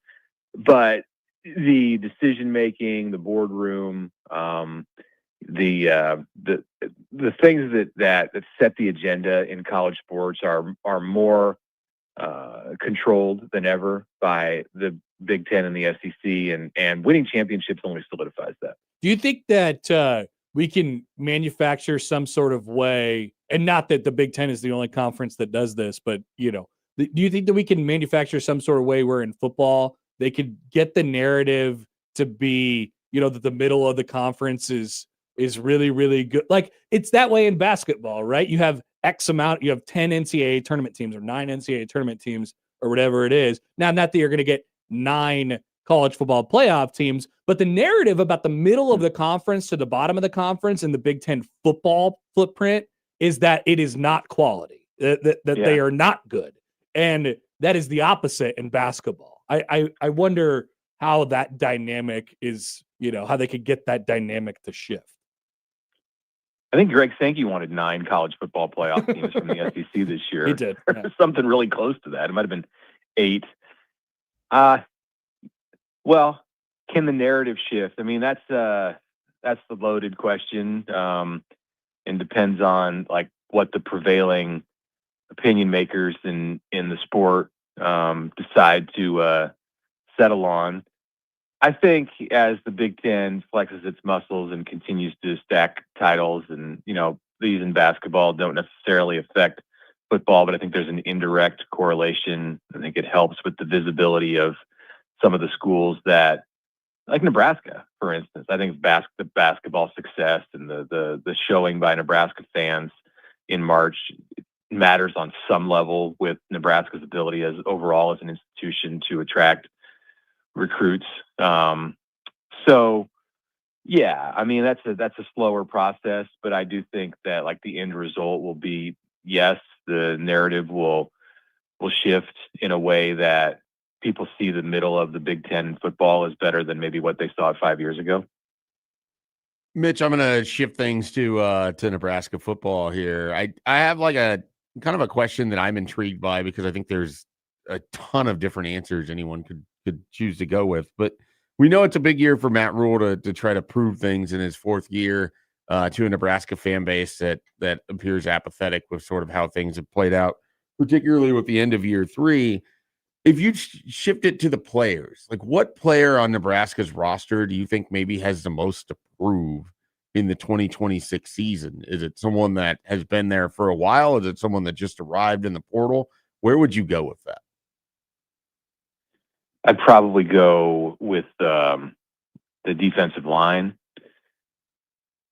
Trying to think of somebody from the portal who has a lot to prove. I mean, my mind drifts to Anthony Calandria. Right. That's probably the only one. Yeah, because he was at the Power 4 level and then left and had success at the G5 level in the Mountain West. And so I think part of his motivation, probably, there were other motivations, but I think part of his motivation to re-enter the portal this year and seek a power conference institution was to prove something, that he was the quarterback that people thought he was coming out of high school or coming out of his freshman year at Virginia. In this stage, and the Big Ten gives him an opportunity to do that. But so yeah, I'd go there if I'm looking overall at the roster and needed to pick a transfer. The D line, maybe somebody like Riley Van Poppel, Cam Lenhart, those two specifically, because they've had a lot of opportunities and there have been high hopes and for a couple of years, like people have looked at those guys. And I know Van Poppel redshirted 2 years ago, but he really showed things in his true freshman year before the redshirt. And and the defensive line as a whole, like it's not like it was all his fault, and what there or really a small fraction can even be credited to him, but as a whole, the defensive line did not live up to the expectations and anybody's expectations in 2025. So it's easy to look at some players who have some staying power at that spot, who have been around and have been a big part of how that position group was identified over the last couple of years, and say, yeah, they've got a lot to prove. Them individually and in that group up front on defense as a whole, because it's tough to be great on defense, tough to be good on defense if your line is getting pushed around. One more for you, Mitch. Schaefer just mentioned the apathy, and I think that's, that seems like an appropriate word for right now. I've been trying to sort of calculate or estimate over the last couple of days and weeks here of how much this upcoming schedule is responsible for that. And I think people look at it and they see a big brick wall in a schedule, and they're like, well, this isn't going anywhere. But they need to see the Kool-Aid man. So how much would you say the difficulty of the schedule is responsible for the mood right now around Nebraska football? I don't think it's that much. I don't know. I understand what you're saying, and I think people can look at it and go, it's going to limit Nebraska. And even if Nebraska has a team that's improved on 2025, it's going to be difficult to improve on the record because you have 3 college football playoff teams out there. But I would ask this in response, and this is what I was thinking when you were asking the question. If Nebraska plays as it should in September and goes into that Indiana game at 5-0, how are people going to feel then? Is there going to be apathy then? I think there'll be some trepidation. There'll be some nervousness that, oh my gosh, they're going to lose the next 7 games or 6 of the next 7 games, and there'll still be some non-believers. There'll be a lot of non-believers and say, yeah, they were supposed to be 5-0. They were supposed to beat Michigan State, big deal on the road. Pat Fitzgerald starting back up in the Big Ten. That's not, what kind of an accomplishment is that? Matt Rule's in his 4th year. There'll be a lot of naysayers. But I think in general, if Nebraska takes care of business in September and is sitting there at 5-0, that there'll also be a lot of excitement. And the stuff that we're conversing about right now, the quiet off season and apathy and all of that, it'll be set aside. Now, if they go and stink it up in the second half of the year, those conversations will come back. But that's not how people will feel if Nebraska gets to 5-0. It's because it's been so long since they've been able to do that, and it's a very real possibility. So, if anything, I think the schedule has a chance to really generate some enthusiasm as September turns into October. All right, Mitch, we will let you go. Thanks for squeezing us in this morning. Appreciate it. Yep. And we'll talk to you later. All right. Thanks, guys. Mitch Sherman from The Athletic. A texter from the 515 writes in, is it the difficulty of the schedule, the incredible mediocrity of the program, or perhaps both? See, here's the thing. Here's the thing that stops me. Nebraska's been mediocre before. Nebraska's been incredibly mediocre before. They've been incredibly mediocre a lot. Only now do we gauge people to be so apathetic about Nebraska football, and only now people look at this schedule coming up this year and they say, please just kill me. Like this they're never going to be able to get where, even if they were good, they're not even able to do what they want to do. And so I don't know. I feel like that is responsible for some of the staunch I don't care-ness of what's going on right now. Yeah. I really believe that. Yeah. Do we want to put a pin in that and come back to it? We do. Okay. The schedule fearmongers have won, it appears. Fear. They have won. Fear always wins. So we will come back and we'll talk about that a little bit later on in the show. We'll still be joined by Jacob Padilla a little bit later, and we still have our tiers of appetizers as well. Stay tuned. Tears and fears on 1620 The Zone. But first, the headlines with our dear friend Joey coming up next.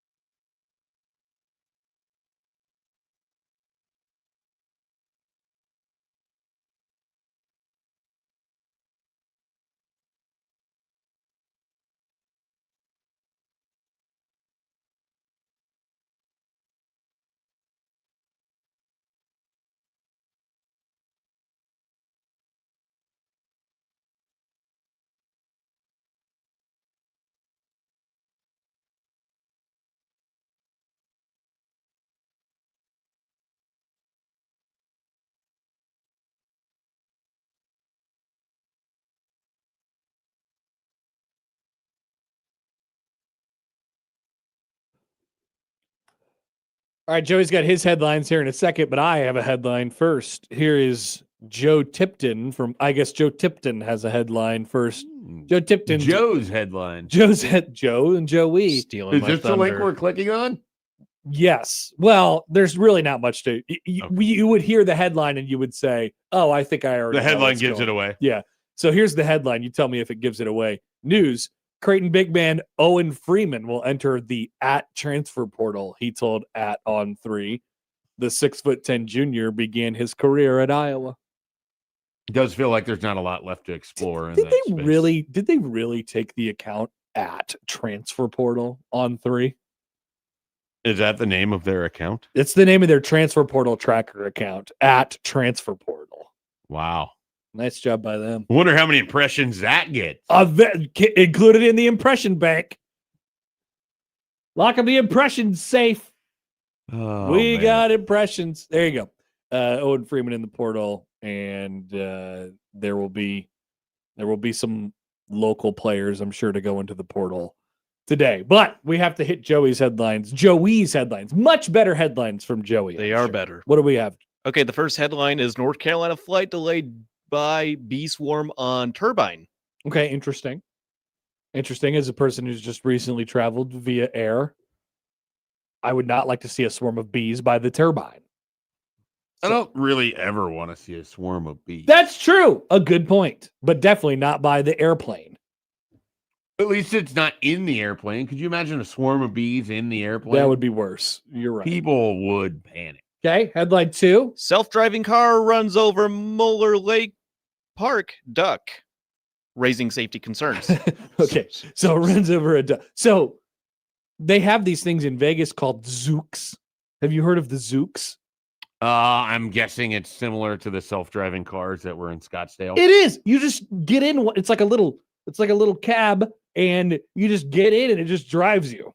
They're really it's zooks. small. They're right? very small. It looks like Fiat. I wanted to go on a zooks, but I never did. I never zooked myself. You have to get a whole new app for a Zook. I got the Zooks app, and I just didn't You need. got the app. I didn't need to go from a place to another place where a Zooks would take me. It only goes on the strip, I think. Gotcha. And so I just would walk when I was on the. Well, yeah, that's what you do on the strip. You just walk. You just walk. You walk for a long time. Which one do we want here? The duck getting run over.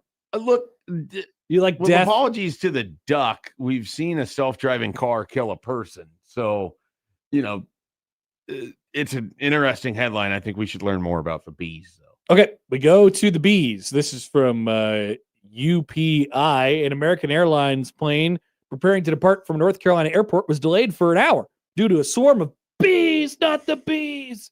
Micah McCullough, a passenger aboard the plane at Charlotte Douglas, captured a video as beekeepers and airline employees worked to remove the bees from the plane's turbine.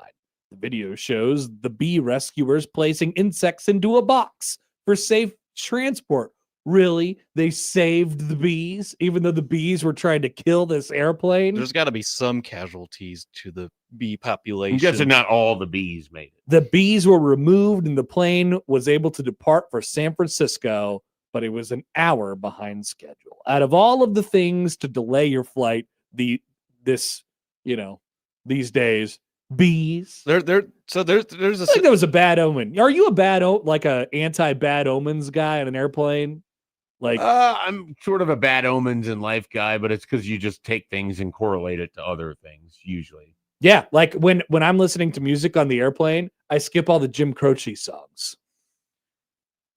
Okay, There's a lot of people who died in plane crashes, but that's not a bad omen. that'd be a bad omen. If I heard a Jim Croce song on an airplane, I'd be like, "Oh my god!" But no, that's superstitious Okay, all right. because you're preemptively doing it. A bad omen is a thing that would Well, occur to you. if he had played, if the song had played, then it would be an omen. Okay, yes, I think It's a preemptive omen Yeah, strike. Yeah, you're avoiding the omen, avoiding the omen. If you can't avoid the which omen, again would just be superstitious. that was a lot of famous people who died in plane crashes. Yeah, did you who let sing Buddy songs. Holly play? I don't you listen. I rock don't have around any to Buddy our Holly music? on my mix. Richie Valens? No Richie Valens, no Big Bopper. Do you look at pictures of I almost said Thurgood Marshall? That's not who it is. Nope. Who's the Yankees catcher that I'm thinking of? Thurman Munson. Thurman Munson. I have never seen a picture of Thurman Munson while on an airplane. I haven't either. So that's a good thing. That's a potential bad omen. Payne Stewart.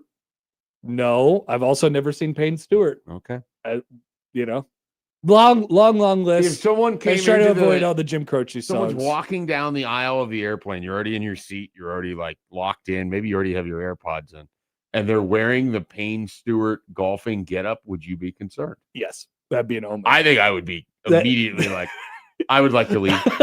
that would be a There's bad something omen. about that would like, because if you There's know not right. exactly what that Yeah. looks like, And most of the people are and they're probably doing oblivious. it on purpose. Yes. And then I don't like that. Yeah, most of the people are probably oblivious. They're probably like, la di da di da da. I'm just gonna fall asleep all willy nilly, and I'm like, I said that Payne Stewart. I don't like sleeping on airplanes. No, it's hard for me. Like I'll doze off, but it's usually like for 5 minutes, and then I'll have snored and woke myself and do the like throw yourself forward thing. And if there was a bee situation before takeoff, you bet I'd be looking at that wing. I'd be looking at that turbine the entire plane trip. I'd be like, did they get all the bees out of there? Are the bees trying to stop our travel? Amazing. So I'd be concerned. I would be concerned. Okay. Though that is the bee headline. Although we say RIP to that duck who got run over by the you can only do a Zooks, by the way, in 2 cities, Vegas and San Francisco. Okay. And I didn't even Zooks. Well, you'll get an opportunity someday. Oh, I will, because I will go back to Vegas once a year at least for the next Players Era festival. I'll be back. 2 week long. John Bishop has declared me the Vegas analyst. Every time we go to Vegas, I'm the analyst. Look at that. I like that. I think that's a rule now. So I'll be back for the Players Era Thanksgiving week. Thanksgiving and Easter, the 2 perfect times to be in Las Vegas. All right. We'll take a break and be back. 8:00 hour. We'll jump back in. We'll take the pin out of the topic that we stumbled upon in our previous segments. And we have plenty more coming on Happer and Schaefer on 1620 The Zone.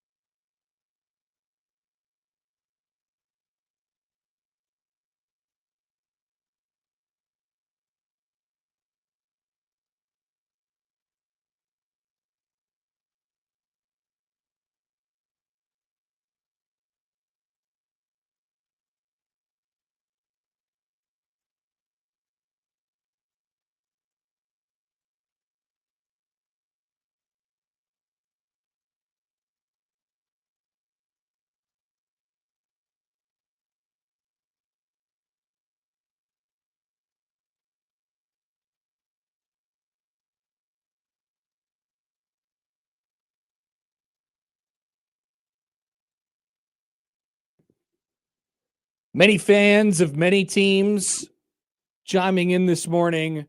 What's going on in the transfer portal? Only one item so far for either of our local teams, and that would be for Creighton. That Owen Freeman reportedly went into the portal this morning, according to Joe Tipton of On3. I've said this before. John just said it on Twitter. I always enjoyed my time around Owen. I know it didn't work out from him on a basketball court this year, and he took a lot of crap from a lot of people and everywhere he turned. But I always thought he handled himself pretty well in a very, very, very difficult year that got off to a horrible start and then obviously a horrible end as well. So I feel bad that it just didn't work out here. I don't know that it was ever going to be what people thought it was going to be, but I felt bad for him this year. And I know, well, he made $1 billion or whatever. How could you be so up? How could you be mad for it? It's like, you know what? He's a human being. Okay, that's how. Yeah, I mean, he's probably a competitive individual that Mhm. certainly would not have wanted what played out here. Like, Yeah. I'm fascinated with a guy like that, what the market sort of looks like. What Yeah, he's I thought what that there he's was interested in doing in terms of, does he go somewhere where he can definitely start? Does he go somewhere where he can come off of the bench? Like what is I would assume that you're a particularly motivated individual that you want to go prove that, hey, like I am that guy. I imagine he will, I don't know, like, first of all, I thought during the year that maybe that there was an opportunity for him to stay, like he could get his feet under him. And then, it's probably just not quite as much of a fit with Huss, just what he wants to do. Yeah, on defensively defense. not going to be a fit. Right. So that's where it makes a lot of sense. I don't know, Bradley. I really could go to Bradley and like I don't know why that's. I mean, I was fascinated why Bradley. he's came from to mind. that. He's from Okay. there. He's from Eastern Iowa, Western Illinois. Gotcha. That area. So maybe it could be a Bradley or Okay, something like he that. could be part of the new Northern Iowa. The new Northern Iowa. Yeah, That's a great idea. He could be a part of that. possibility. Go to Drake. Drake, a little west, but he has really taken all the I-80 Yeah. spots. So Maybe he only wants to stay on I-80. it's possible. If that's the case, there's a lot of options for him. Interstate 80 is large. Northern Illinois, I think it's still on I-80. Yeah, right? you go to DeKalb Yeah, for sure. You can go anywhere from, along I-80 from the George Washington Bridge to the Golden Gate Bridge. I don't think DeKalb is off of I-80. I think it's No? off of I-39. Joey would know. I think I-39. Joey would know. Yeah, Schaefer, I- you I- idiot. I've not gone Flipped through though. somewhere, and I don't remember exactly how. I've been through I-80 in Illinois several times, and I know DeKalb is not one of the cities there. I cannot believe you screwed that up. Schaefer. I can believe it very much, And I agreed with you, by the way.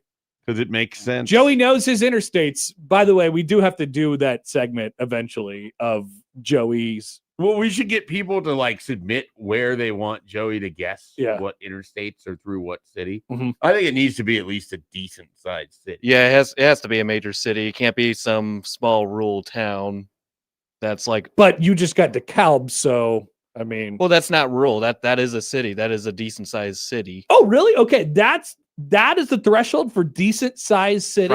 Probably. All right. Well, anything above DeKalb, we'll take. I think that's above the size of Grand Island, and I know Grand Island's off of I-80, obviously. All right. So Joey's got his towns all locked away. You could test him with your knowledge. We'll do that in a segment. Schaefer is vigorously looking at the map right now to make sure so Joey's basically right. like if you go, I've seen a Davenport- sign for DeKalb before on a trip to Chicago. Yeah, if you go through Davenport and you go north through the interstate, you're going to be on 88. 88. As Joey, of course, already knows. Terrific. Yeah, that's off of Illinois Turnpike. Yep. J-Man writes in, he says, Joey knows interstates coming soon to Happer and Schaefer. That is absolutely what we're calling it, too. There's no doubt about that. No doubt about it. All right. So we welcome you back in the 8 o'clock hour of Happer and Schaefer. So we got a comment from Phil before on Twitter, on the Liquid Trucking Zone Twitter feed, by the way, which you can tweet at us at Happen Schaefer. They took away my tweet deck, so I can't see the tweets readily now. So now I have to pull up my phone to look at the Happen Schaefer tweet mentions, but I still have them. So still tweet in at us. We were talking about how much Nebraska's schedule and the brick wall of a schedule that they have, the schedule fearmongers have got to people, is responsible for the apathy /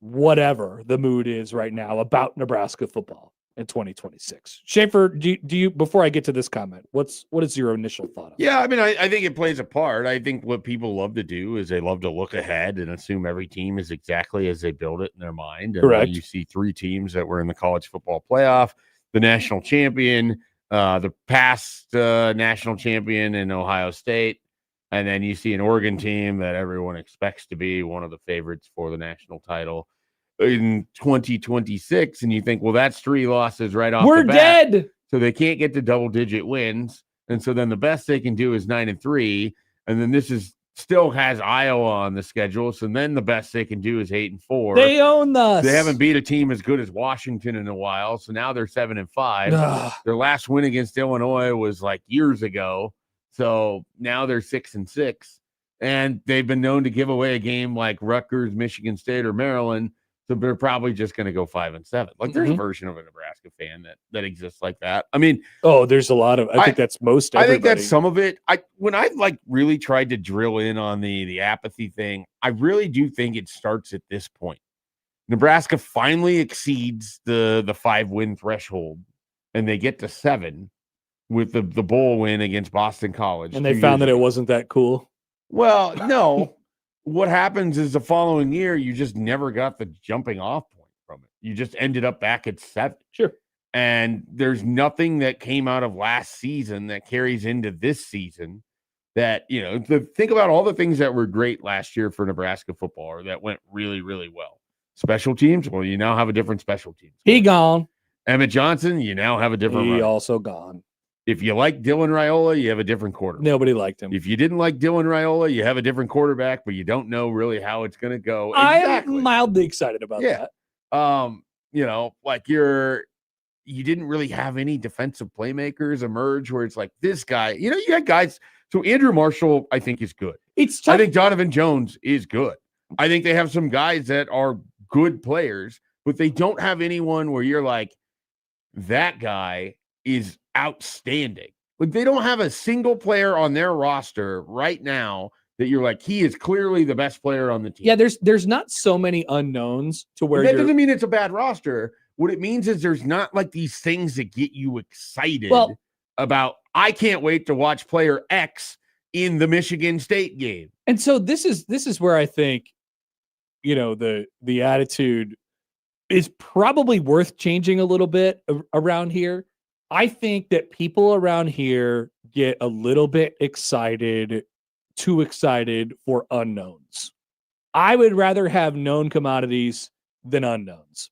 And Nebraska doesn't have a lot of unknowns this year, which I think has really kind of, there's a few things. Obviously, the big one is Calandria. But you also don't know your running back, your offensive line, your entire defensive Yeah, but like structure. I'm talking about. I know what you mean. Really big picture. Like this is the 4th year, sure. right? Like they kind of, you understand. I think how they have raised the floor of this program. Actually very well. And so I think incorrectly, people really think overly positive about unknowns. They think that X player that you get out of the transfer portal or X coach that you get that is new is going to work out to the top level of what the possibilities could be. If we Doctor Stranged it out, there's the one possibility, and it's the best one. I didn't even know you were a Doctor Strange guy. Oh yeah, I did the whole circle thing and the whoosh. One, I didn't even know that you were even familiar with the Marvel universe. I know about Marvel. Okay, I saw all the movies. I saw all of them. Maybe probably not all of them. I dropped off after I think what is it, Infinity War? Or That's whatever? the last one, right? The last. Well, big there's been some that have come out since. There's been multiple Doctor Strange movies since then. Oh yeah, no, it was a hard line. It was a hard line at the end of the Avengers. Yeah, I think that's fair. That was it, and which is a great movie watching experience, by the way. But everyone loves the unknown, and we think overly positive about the unknown, and so I think that's a factor here, of people being less excited because to them, there is less to be excited about. Now, I would look at it the exact opposite way. I am more excited about known commodities, even if you know that you're not going to get a super high production rate out of those guys, than unknown commodities, because I think there's a better chance that unknown commodities fail. And I think that known commodities get better at a higher rate. You know what I mean? So I think there's that part of it that goes. And then you get into the schedule piece. And, speaking of known commodities, I think you laid it out pretty well, Schaefer. They look at everything that you saw last year, and you said, well, Oregon's going to be a playoff team, and Indiana's going to win the national championship, and Ohio State's going to be a playoff team, and this and this and this and this, and they automatically tie it. And we just completely forget that Penn State completely fell off the earth last year while being the national championship favorite. Not that there's a team on the schedule that potentially could do that, but the schedule is not always all that it's made out to be. So there has been some schedule fear-mongering, and I believe that the schedule fear-mongers have got to people. They've made some phone calls to your house, and they say, are you scared that the world is going to end? You should be, because Oregon, Indiana, and Ohio State are coming. And so you need to get your bunker ready. They don't call and they don't ask you what's your favorite scary movie. Mine's Indiana. This is they call you. They call your house. They say, and then you say, well, what do I need to do? How can I be prepared for this? And they say nothing. The schedule fearmongers say there's nothing you could do. They are coming to eat you. Yeah. And you're just like, damn it. And then you say Nebraska's going to go 4-8 or 5-7. And that is the emotional equation. I think how we end up where we're at. It's a lot of different things. I think there's definitely elements to that. I mean, I agree in the sense that there's a world where people kind of assume that Isaiah Hunter and Ja'Cory Barney are just sort of what Isaiah Hunter and Ja'Cory Barney are, without the possibility that they could each be better.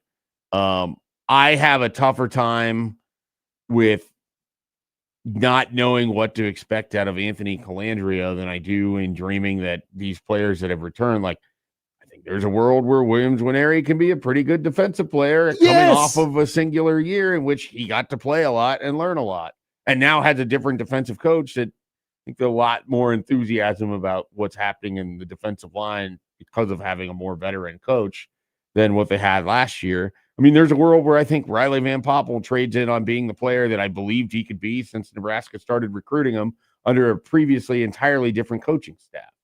I also think there's a world where Nebraska can win football games that they haven't previously won, because I don't think what happened in the past has to dictate what happens in the future either. Interesting. That would go against what Phil is saying.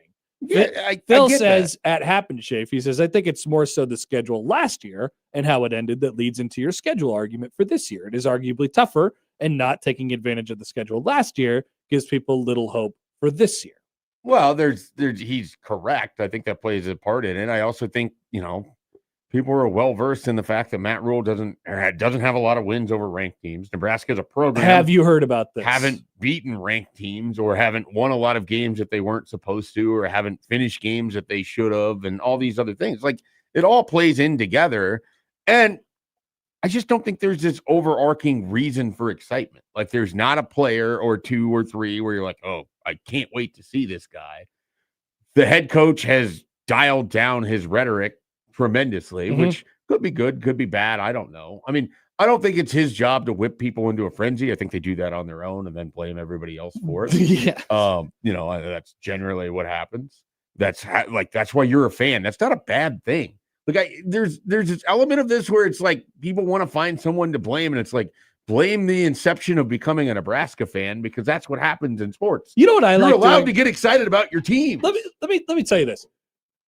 I really like fading the public. Okay. I love fading the public. It works out a lot. Connor Happer for contrarian gambling strategy. Yes. And finally, the entire public of Nebraska's fan base thinks they're going to suck this year. Like, everyone thinks that, right? It kind of makes me excited. I love this. It kind of, now for no good reason other than fading the public. Yeah, but it kind of makes me excited. I'm kind of like, I'm starting to view these things in a different way now, because we know that the common perception of what you are going to be in April is almost never what a team turns out to be. Sure. All of the narratives that we talk about in the offseason are nonsensical talking points in September. Okay. And so because they're actually playing football and Right. real life happens. which like I said, we've had a lot of overly positive conversations about individual players and schedules and the program and the coaches and all those different things over the years. And now it feels like it's finally officially bottomed out. Not that it can't go Which lower. is funny because it hasn't bottomed out at all. Like some of this is, and I said this about a different point. There's something in the human psychology where being in the middle is so much worse for people than being on the other end. They view it Because as if unacceptable. Nebraska goes 5-7 and blows it up and has a different coaching staff, there's enthusiasm about the entirety of something that could be different or new, in a way that people got excited about Scott Frost and got excited about Matt Rule initially, because they haven't had this happen yet. But when you raise the floor, but you do it incrementally and you go 7-5 and then 7-6 at People the can't end deal of with year it. 3, you're regarded more as a failure than the guy who went 4-8 or whatever it was in his third year, because there was still hope for that breakthrough. Instead of this idea that they've now elevated where the program is. So there's more of a, I don't think they're going to free fall this year, because I think they have built this thing up to where, not that they couldn't lose a bunch of games necessarily. I just don't think they will. Yeah, so Sam wrote They're this. a better team overall than they were 3 years ago, than they were 2 years ago.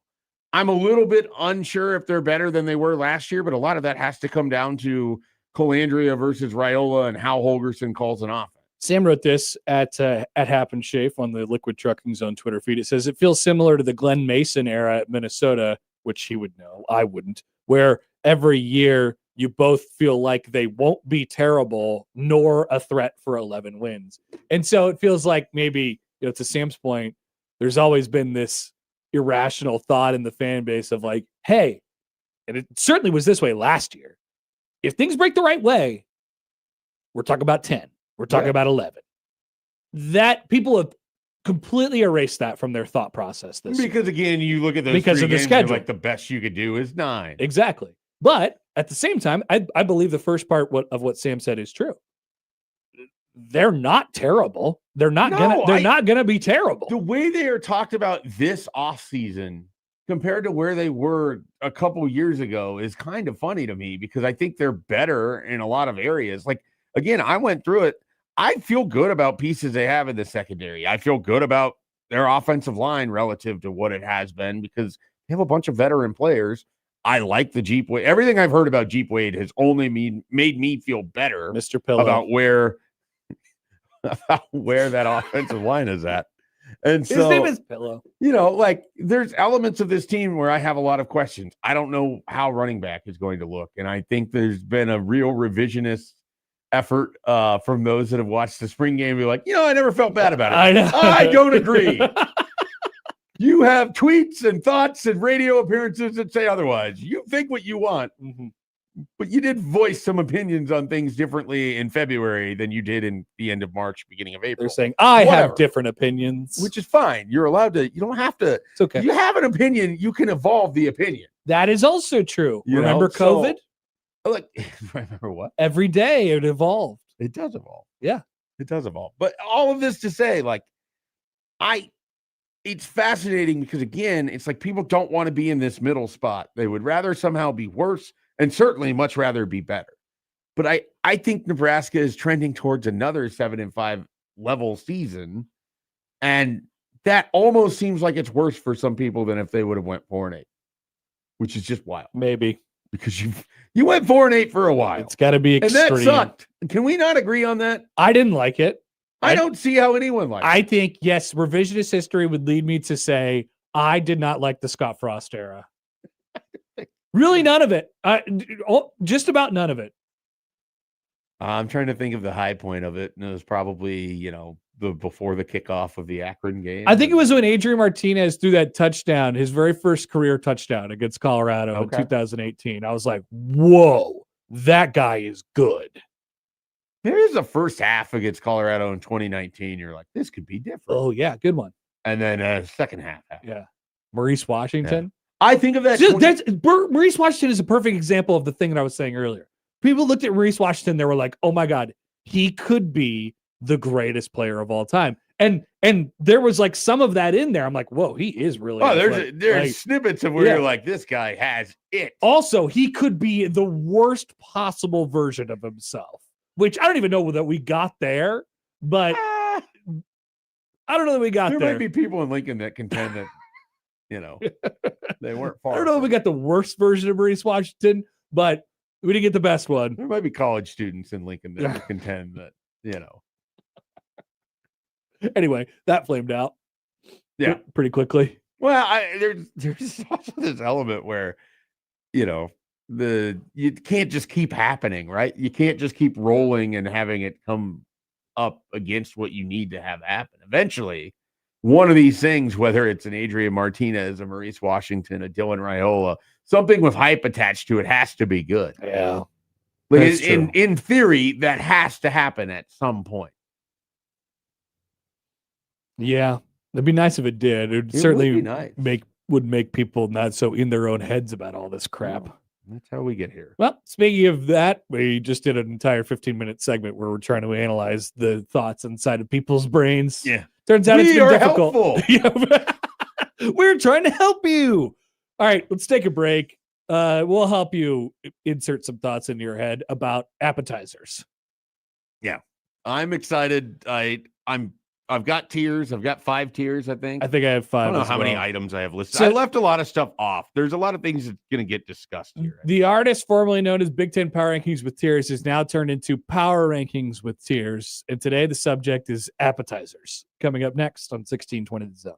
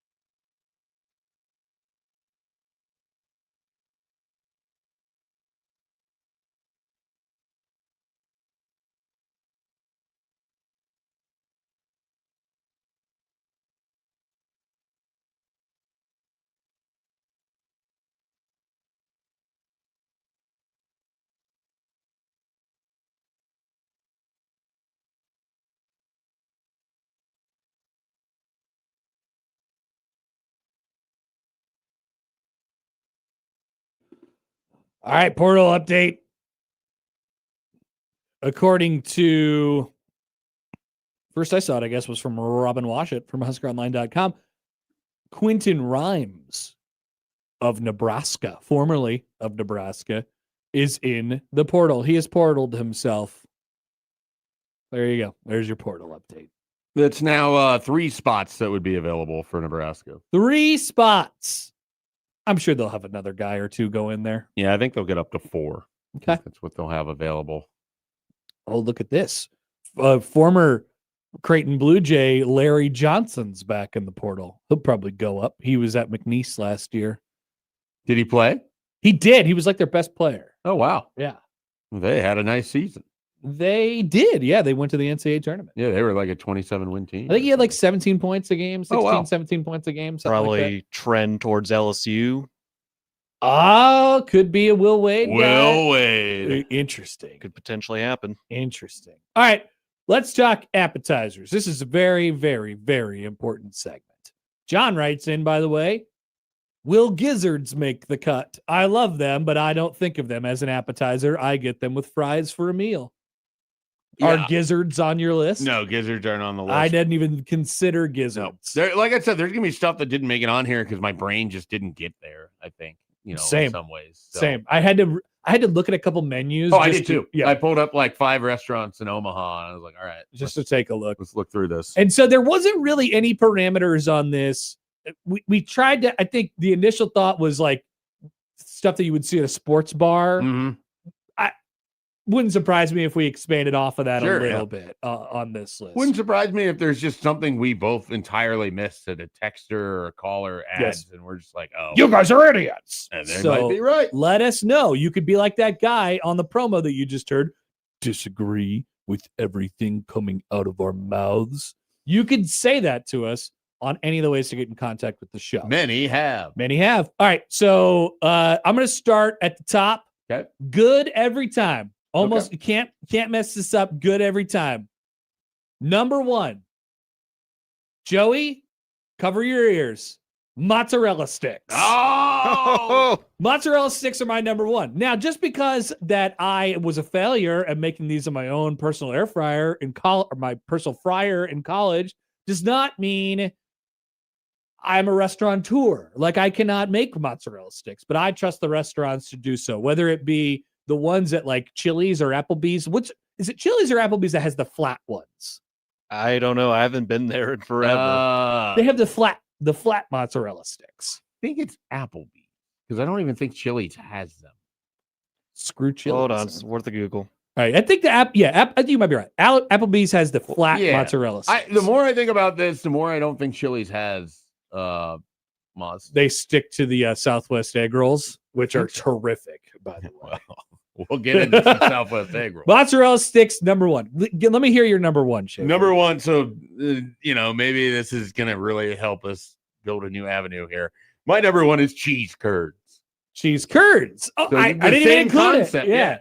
The same concept, just slightly packaged different. I should have wrote mozzarella sticks / cheese curds / any form of fried cheese. So I have Moz sticks somewhere else on my list. Okay. This is good. Because I think they're different. And I think the flavor profile of them is different. But I a agree. good cheese curd is like my favorite appetizer. So my first tier is always interested. Like every time I'm always going to That's be. basically what I said. Good Yeah. every time. Yeah. So I Give me all went, the rest of them. I went cheese curds. You already mentioned it. The second one. So my 1 is cheese curds. My 2, and this is more of in the last probably 3 years or so. And it's become one of the more common ones that my wife and I can share because we're polar opposite on our appetizers. But this is a shared experience. We love Southwest egg rolls. Absolutely. So this is love. this is a Chili's specific item. No, this is a Union here in Omaha has tremendous Southwest egg rolls. They're all copying off of the goat though. My Chili's. could be, but they're all good. My favorite spot in Lincoln, Press Box, had Southwest egg rolls. That was Wow. fantastic. Wow. You can get them in a variety of places. I'm pretty sure. Well, I don't want to say anywhere that doesn't have them, so I'll hold off on that. But Okay. yeah, whenever they're on the menu, it's we order those if we're doing appetizers. Is that finish your first tier? I have one other one on the first tier, and this is I'm guessing you don't have this on there, and you might be opposed entirely. There's another one that falls for us in the we're big fans of it. Corn nuggets. I didn't even think about it. Didn't even Yeah, consider corn nuggets. They're a little bit in the off the. What is a off- corn nugget? Okay, so a corn nugget is basically like a fried ball, and inside that fried ball is like corn with usually not necessarily Okay. cream, but it's kind of like a. Oh, like they go for like, it's broth or kind of like a whatever. cornbread type of deal. No, because there's actual I like corn corn. Yeah, bread. there's actual corn in there mixed Yeah. in with a breading. Okay. It is delicious. Corn nuggets. I think I've seen this. I just Also didn't great know at what it- press box, and then Nate Stumble In is where we. What got do them you recently. dip the corn nuggets in? So some places like some you could do ranch if you wanted to do ranch. You could do your usual dipping. Nate Stumble In did honey, and I really like that. Okay. So it gives it a bit of a sweet taste. All right. So my first tier is, it definitely looks a little bit different than Oh, yours. yeah. So I have mozzarella sticks, and then my other two that are in the first tier are calamari, Okay. That's a good one. calamari rocks, All right. and oysters for the table. Oh Okay. yeah, I yes. love oysters I for did the not table. include oysters because it is so rare for me to be in a spot where oysters would be involved. Now, sometimes they get oysters for the meal for Mhm. the table, but it sometimes, if it's an option, I will get it for the table. Yeah. Definitely get it. for That made me appetizers. realize I did not even consider enough.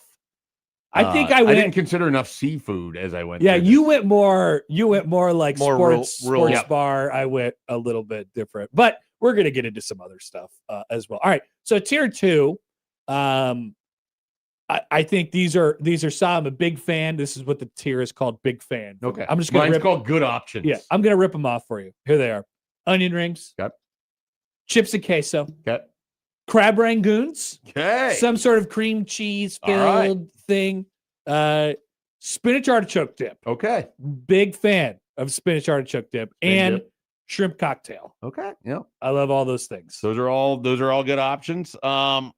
Yeah, this is literally the tier called good options for me. Pretzel or pretzel bites. Like I prefer the giant pretzel. Yeah. That would be like my preference with that. We're going to talk about pretzel bites later So- on mine. Yeah, and I wonder if you'd have it in a category I have here called high variance, which I like these things, Good one. but you could get some terrible versions of them. And then so after pretzel bites, mini tacos. I don't know how often you ever roll in mini tacos. I see them and I'm like, I It's don't more know. of a small town bar thing. I Yeah. think you're likely to, because they're probably just buying them from the grocery store or whatever. They're great, Okay. absolutely great. You get a salsa or sour cream or whatever you want to dip it in. Those are great. Are you familiar with, and not talking about like the frozen food pizza rolls, but like the pepperoni pizza roll styles that they like come out with 5 of them, and they Yeah. look like cinnamon rolls. Yes. It's probably more specific Like to like pizza an old pinwheels? Chicago or Yes. a pinwheel would be a good way to do that. And then just in general, you can call it lavash or a flatbread or whatever, for the table. Good those one. are always good options. I have a version of that coming up. So this tier is, for me, it's called acceptable and might impact the way I think about you if you order it. Oh, Okay. So this could be good or bad. It could impact it in a positive or negative way. Bruschetta. Okay. I'm in on bruschetta. I am not generally. It's a good option. It's there. Buffalo chicken dip Okay. Yeah. could impact it in a sort of negative way. I like that we have the same basic tier because we're going to be going through a lot of this. And then like you ever the like the burrata or the goat cheese, Mhm. like you Yeah. pop open Yep. the big old egg of cheese Yeah. and you dip the crap in there. Yeah, that's in there too. Like Okay. generally, I'm probably not getting it, but it's acceptable. Okay. But if you order the burrata thing, I'm gonna be like, what's this guy up to? This guy, What is this guy cooking? what's he doing? What is he building? So yeah, there you go. That's All right. that tier. Here's my high variance tier. I have chips and queso / salsa because it's really dependent. Like sometimes you order it and you get I terrible. separated the salsa and the Yeah. queso. A lot of it is you need the combination of good chips and good queso or salsa. Yep. If you get one bad version of either, it ruins it. Also in high variance, I have nachos because everyone's version of nachos could be wildly different. Sometimes really good, sometimes it's bad. I put wings in here. Which Yeah. I don't know if you included wings. At I all, didn't just be. We could do a Because whole it's nother thing generally about not how an wings aren't appetizer, an appetizer because Yeah. normally I have it as a meal, but sometimes it could be shared You know, if we're just doing several appetizers instead of a meal. So If we're doing Q39, Southwest egg rolls and wings, like that's 2 appetizers. Q39, I could eat they have awesome wings. They're literally called on the menu the best wings ever. Mhm. But I get the barbecue plate. And so I'm like, yeah, I want the wings too. That's an Right. appetizer. Yeah. It's sometimes how it No, fits. I got you. But usually it's a meal. Onion rings, because again, high variance could be bad. Definitely Generally, could be bad. mostly good, but I have had bad onion rings before. Buffalo chicken dip, same thing. Just really could be good. There was a place I went to where they don't even give you chips; they give you like saltine crackers. And Buffalo you're eating, chicken dip? and it's like, what is this? Like nobody wants crackers here; they want chips. No. What are we doing? Yeah, and they or give breads. they give you the saltines with carrots and with celery, and it's like, okay, well that's fine, but like, where are the chips? You know. What else we got? Fried ravioli makes an appearance here. Good one. Could be good. Could also just not be good at all. Didn't think about it. Good. Didn't think about it. That's a good one. And then I wrote, almost for sure not getting this is That was my last tier. is my last tier here. Not going to be the one that orders it. Chips and salsa with a caveat, unless it's a restaurant that has special salsas. Okay. If you have like a salsa trio, if you're known for your salsas, great. If it's just a regular restaurant, if it's like a Chili's or an Applebee's, which I don't know why we're talking about that so much. It's like the generic restaurant, I guess. But I'm not getting chips and salsa from there. Okay. Well, I'm not getting chips and salsa from the sports bar either. Are you going to get chips and salsa? Are you going to eat the chips and salsa if you go to a Mexican restaurant where they just give you the chips and salsa? Yes, but that's not even an appetizer. That's a fugazi. That's a woozy wutsy. I was like, what? That's a nothing. I don't That's even communal. know. That's just the water that you get at your table. It's the same thing with the bread at the Texas Roadhouse. So breadsticks can go out of here or whatever that was. So I have that. Pretzel balls. Okay. Waste of time. All right. Waste of space. It's so much bread and pretzel. And I want to dip it in this cheese, and then I have no dinner afterwards. All I want to eat is pretzel balls. I don't want the pretzel balls. And then for you, it's a slippery slope. It's not that you don't enjoy them. It's that you know that you're going to ruin your meal. So that's where I'll follow up with various forms of bread. Yeah. I do. If I see like a focaccia, I love to get something. I love to get that. Yeah. But I try to not go overboard on the breads. Okay. No, that makes sense. Stay away from the breads because I can't control myself around the breads. I'm gonna rip through tier 4 quickly. These are perfectly fine, but I'm never like that excited about it. It's like if you go somewhere and you order like fries and tots or something. Yeah, it's whatever. It's fine. These are, you could regard them as sides in some ways. Mozzarella sticks, they're fine. I prefer cheese curds. Mac and cheese bites, I'm never excited about it. They're fine. All of the versions of bread that you were discussing, and then like popcorn chicken. Not that excited about it. Chicken, nice. But it's an option. And then my last one is not going to be me that orders it. Doesn't mean that I won't partake in it, but I'm probably never going to be the one that sits down and like, I want fried pickles. That's never going to be me because I think pickles are trash. But even if they're fried, have you ever gone somewhere and it's either steak bites or chislic? I've never wanted this. What's the second word you said? It's so in like South Dakota or the northern part of the country, chislic. Never heard of that. It's like CHISLIC or something. And it's like the steak bites. Wow. No. So interesting.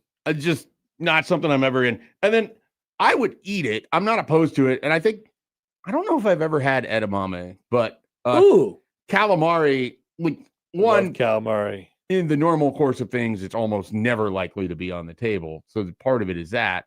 And then 2, I'm guessing if I'm at a place where I'm ordering calamari as an option, I'm probably going to end up picking something else because my wife is not going to eat it at all. And I don't know how that impacts things about it. That impacts things. So I'm not opposed, but just not likely to want to order it. Okay. Those are our tiers. And I think there's we majorly missed is what I'm curious. So that's where I wanted to go to the response from you all. Ryan says DJ's dugout nachos with beef and chicken.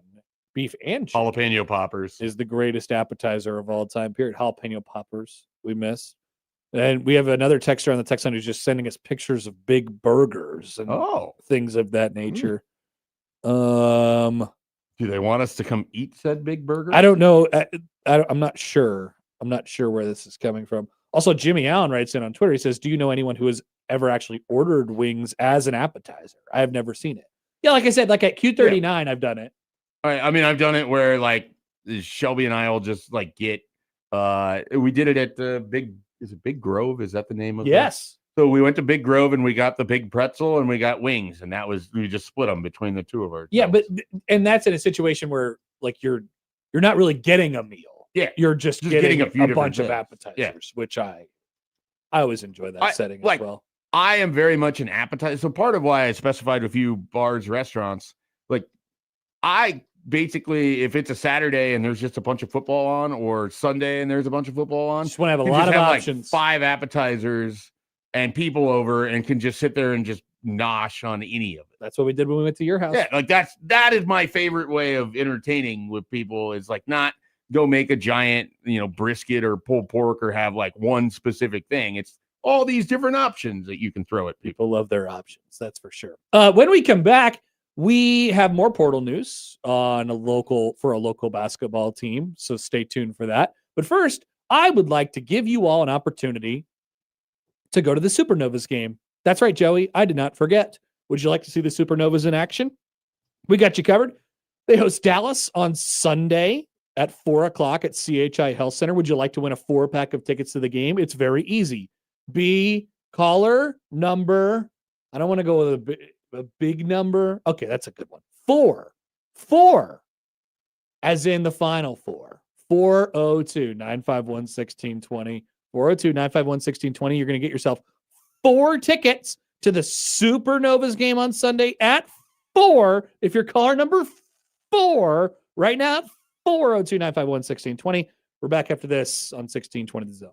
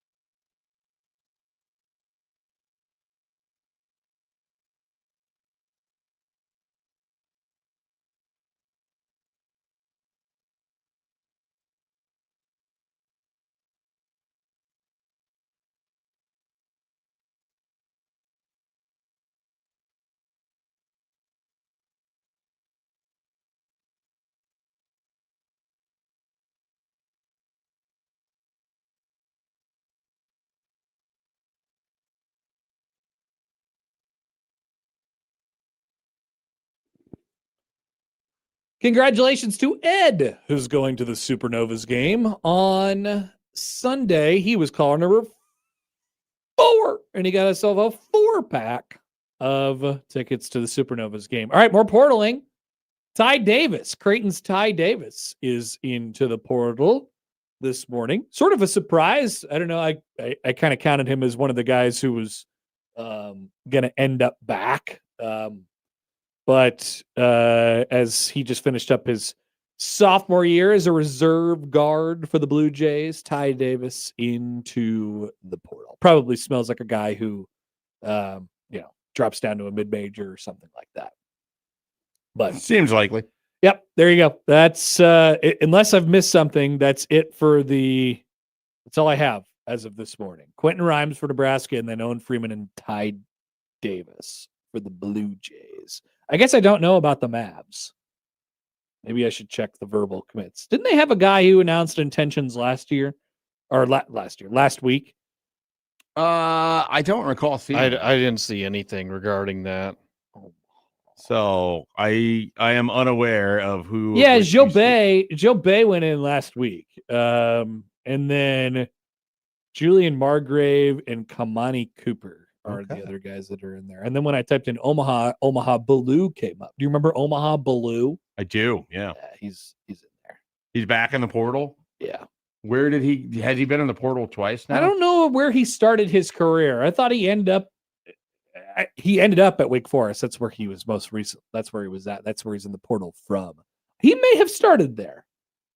He may have only played at Wake Forest. Shows that he's a junior. Okay. He was at Iowa State, then Wake Forest for 2 years. There you go. And Um, now he's portaled.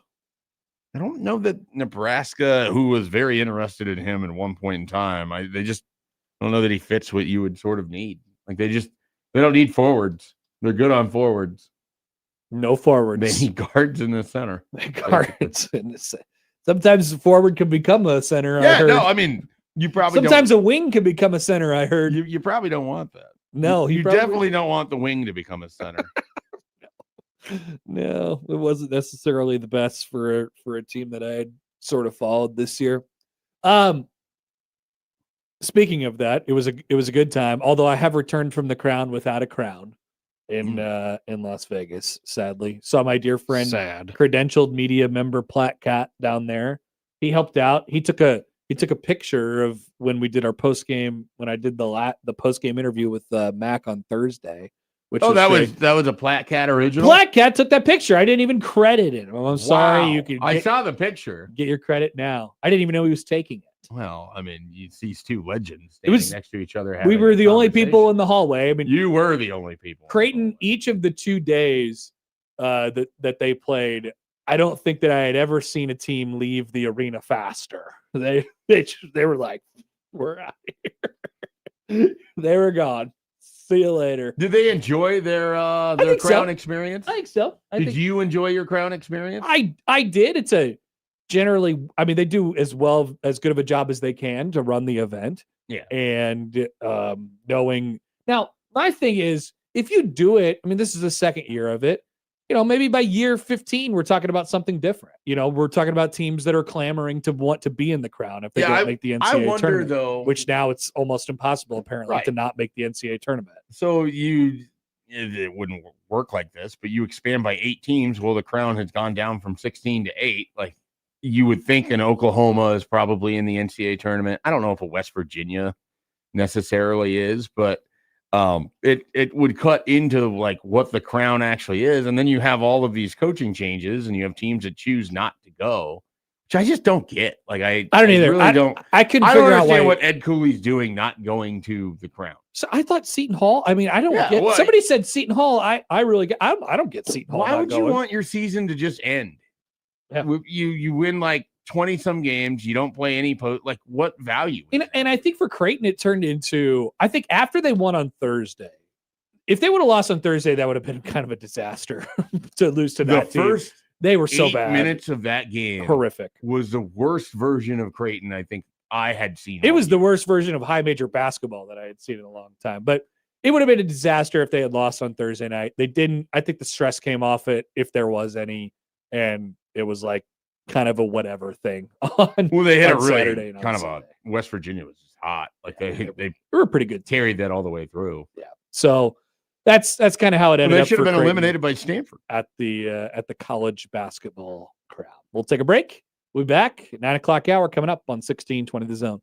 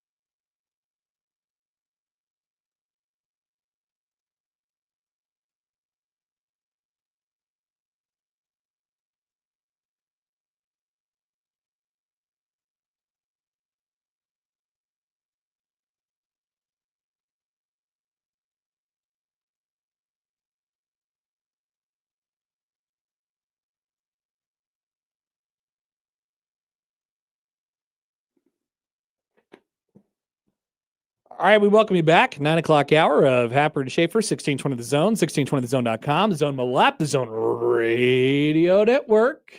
Good morning, Central Nebraska. I don't feel like Central Nebraska got any snow this morning, but we did here in this vastly different climate of Eastern Nebraska. Vastly. Nate Bargatze is in the Metro this month with the Big Dumb Eyes World Tour. Saturday, April 25th at the Chai. Unsportsmanlike Conduct has your tickets this week, and you could double your chances and enter online at 1620thezone.com for your chance to win. That's Nate Bargatze.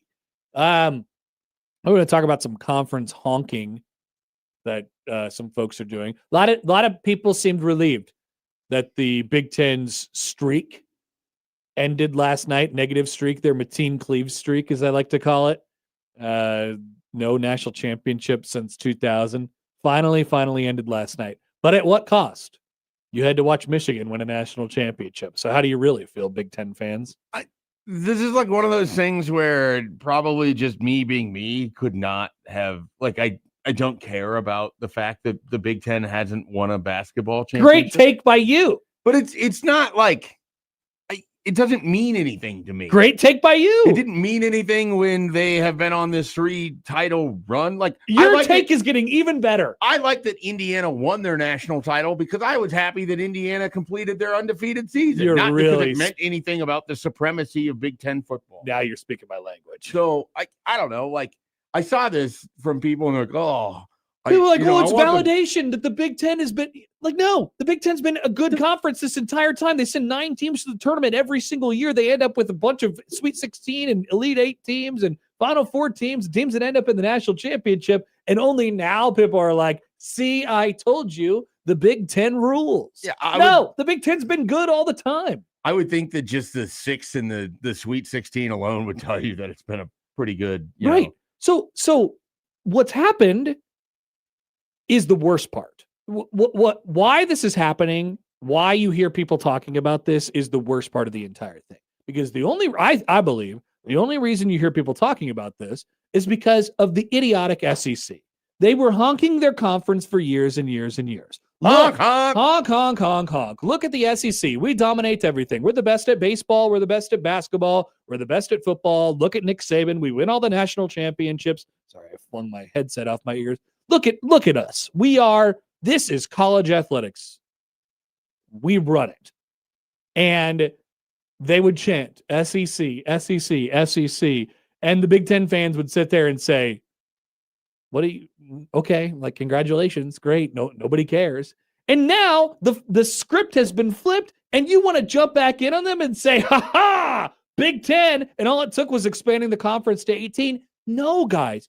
Don't stoop to their level. Don't do this. You don't have to honk at the SEC fans because they honked at you. You could just move on. Be the bigger person. Be the bigger man. We don't have to do this conference thing.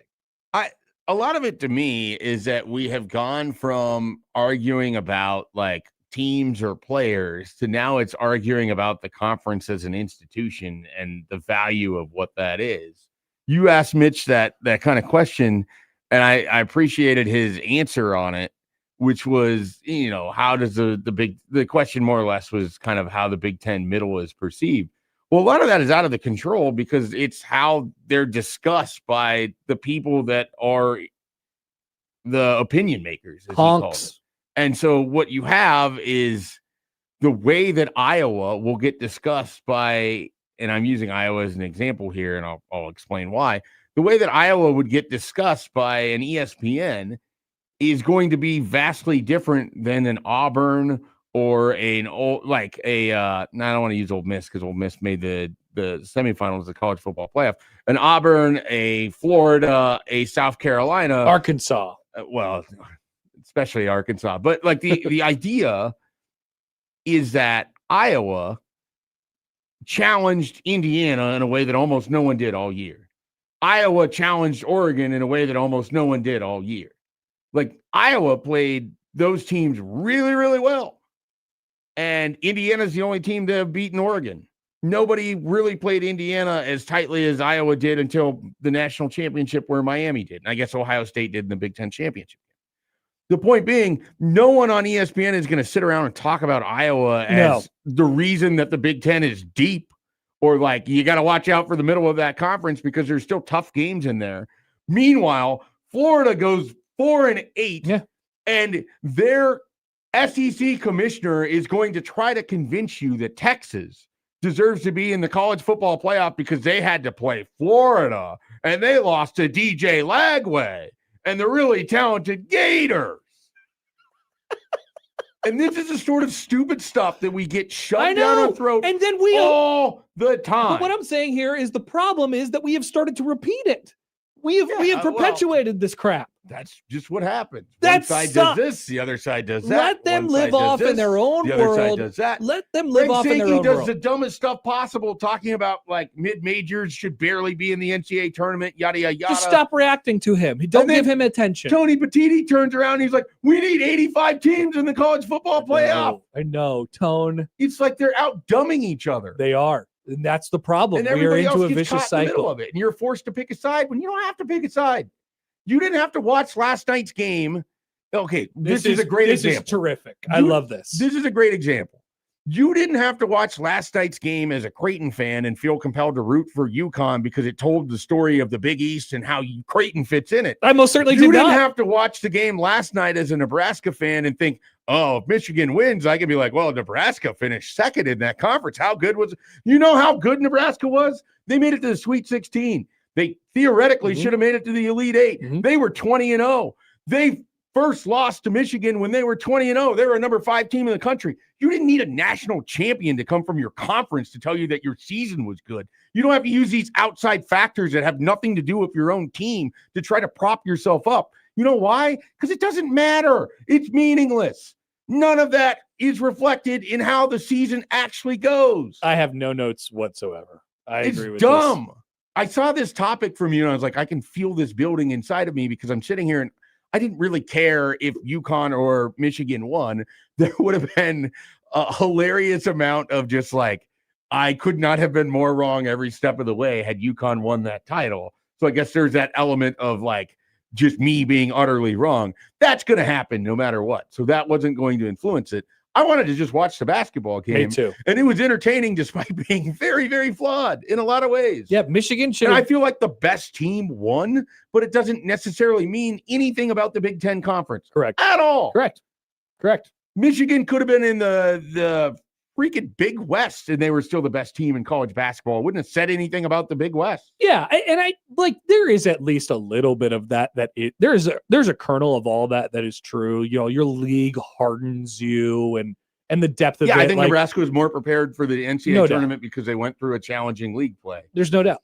The Big Ten is almost always going to be a challenging league. But I think the thing that people fail to realize with Michigan is that occasionally Michigan, even though they went 18-2 in the league or 17-3, I mean they were kind of asleep at the wheel at times. Yeah, they had off nights. Had off nights. The version that Nebraska played that day was Yeah. not the version that St. Louis got in the NCAA tournament, which to me is still the nuclear best version of Michigan I've ever seen. And while I don't think, that certainly wasn't the best team of UConn's run, they did make it to the national championship, and they were certainly asleep at the wheel when they lost to Creighton a month ago. And when they lost to Marquette, when they were kind of sleepwalking through what felt like the conference season, which is why I was like, oh, this team can't do it. Right. Well, and it turns out they were able to find ways to beat Michigan State and Duke and Illinois. And many people asking for gongs right now. Are gongs available? No, they are not. Okay.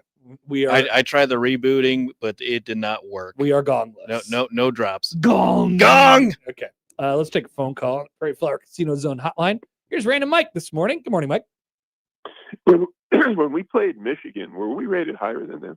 No. It was 3 versus 5, right? Michigan had one loss to Wisconsin, but they were still higher rated than Nebraska. We were both top 5. Yep. Yeah, it was. I think it was 3 versus 5 or 2 versus 2 versus 5 is what I have in my head. Yeah. And that came so close to being the greatest win of the season without 2 of our best players. Oh, very. Yes. Maybe we just had a good matchup.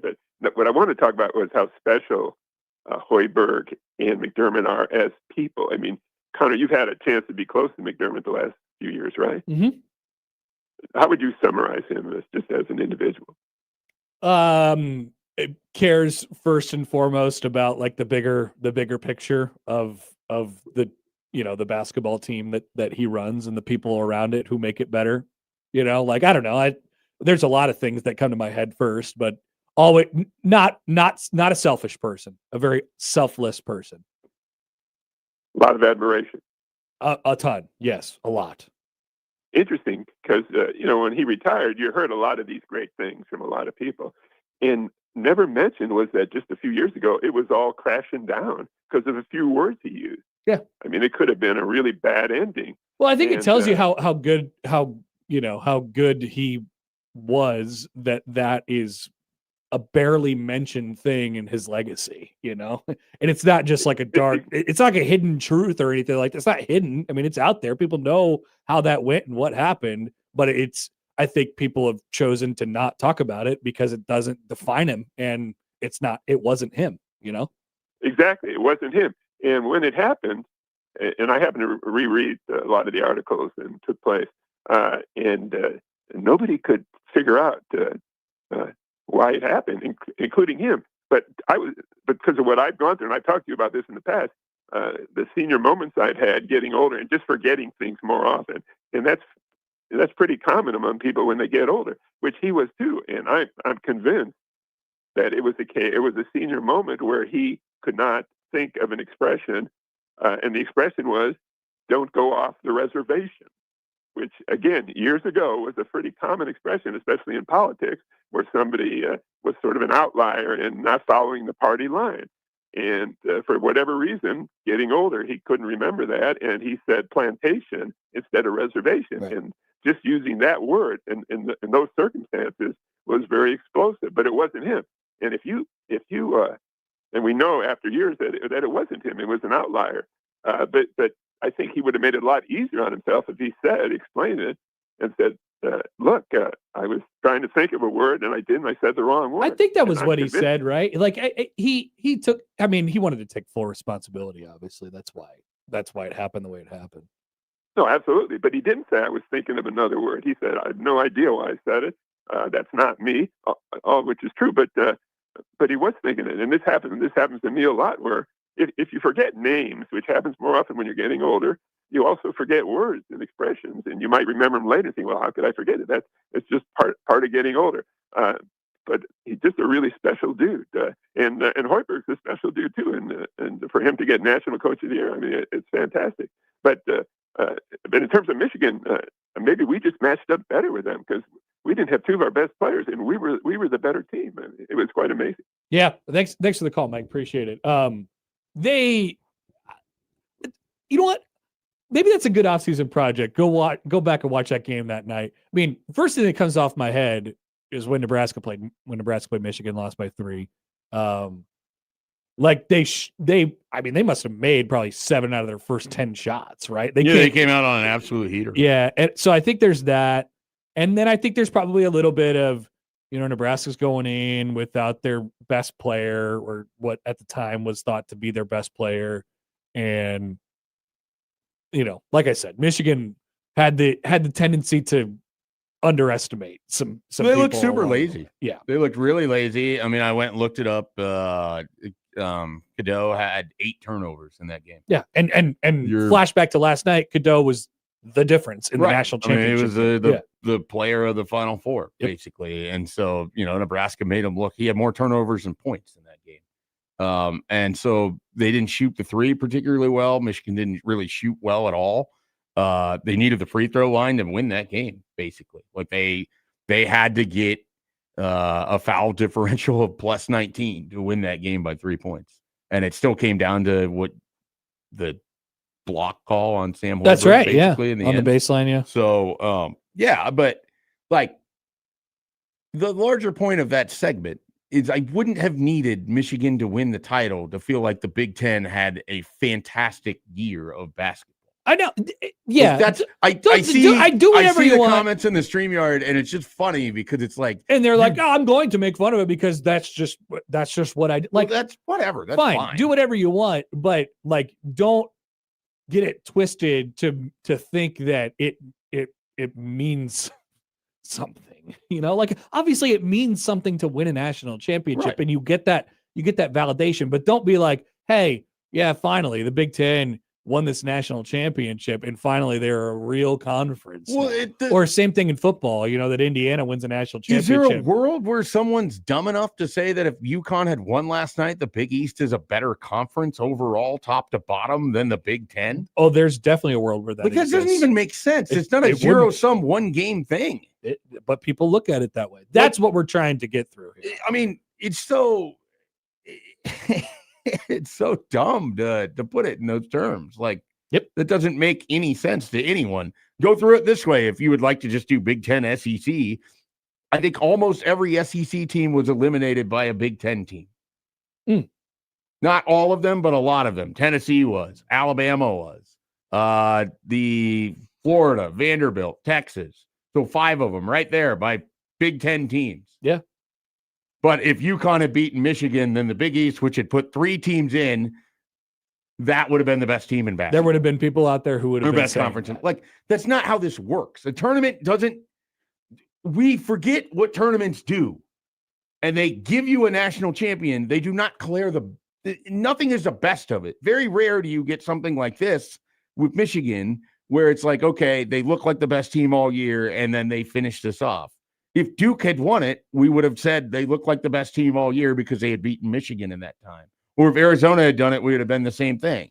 It's just, we want so much to make the finality of last night or a championship game have so much of a larger impact on the overall picture. And we're just taking a result and we're applying it to our argument. That's all it is. Kyle writes in on Twitter. He says, it's funny to hear this conversation after we just got out of a decade plus of everyone saying the SEC is the best at football because Bama won all the natties. Yeah, that was the, I mean, you probably, that's what prompted that's what prompted this conversation. What I said was, don't stoop to their level. I thought that was always dumb. And now I think this is dumb. So I'm just trying to remain consistent. Well, and what I'm saying is that if you just listen to the people whose job it is to give you narratives, they're going to build a narrative for you that one conference is superior in every way because that conference is covered on their network. But they're complicit in the entire thing. If all you do is watch ESPN coverage, the way you think about certain things in sports is trained in your brain with how they talk about it. They build you into thinking the Cowboys are a much bigger football organization than they are because they talk about everything they do. They talk about everything the SEC does, even when it might have been the 3rd or 4th best basketball conference this year. But that's what they do. If that's what you want to listen to, you choose how your brain gets wired when you listen to the narratives of these things. That is true. Choose to wire your brain with Happer and Schaefer. We'll wire it for you. We'll be back after this. Jacob Padilla can rewire your brain. Coming up next on 1620 The Zone.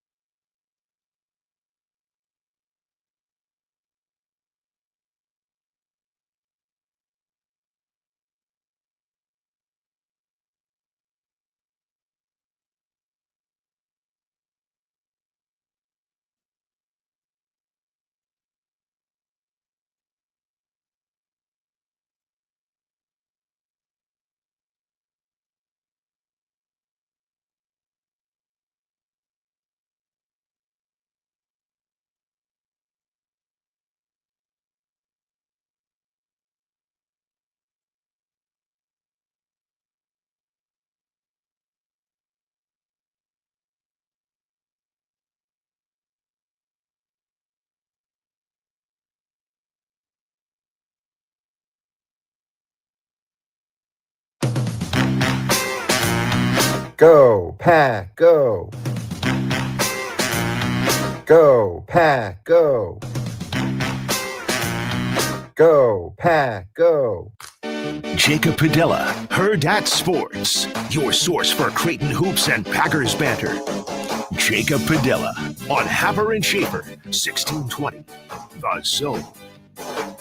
All right, joined now in the Prairie Flower Casino Zone hotline by our good friend Jacob Padilla from Herd at Sports. Jacob, good morning. How you doing? Good morning, guys. Happy Portal Day. Happy Portal Day to you. We've had some movement already this morning. Before we go there, let's go back to the national championship, or really the Michigan run. When did we decide that Michigan was the best team at the final of the Players Era Festival, and then really it never changed throughout the remainder of the year? That's kind of how it went for me. I mean, I liked Arizona just a little bit more. I felt like their backcourt was a little more trustworthy. But they clearly showed that by the time the tournament rolled around, that was not the case. That was really impressive what they did in the Final Four to Arizona, and then obviously not even 100% with Yaxel Lendeborg kind of doing what he was doing and coming out with that win the way they did. I mean, obviously, we know how good UConn is, and once they get to this point, first loss ever in the championship game, I believe, and obviously Hurley had been undefeated in the past Sweet 16 or whatever. So they certainly went out and earned it and showed that.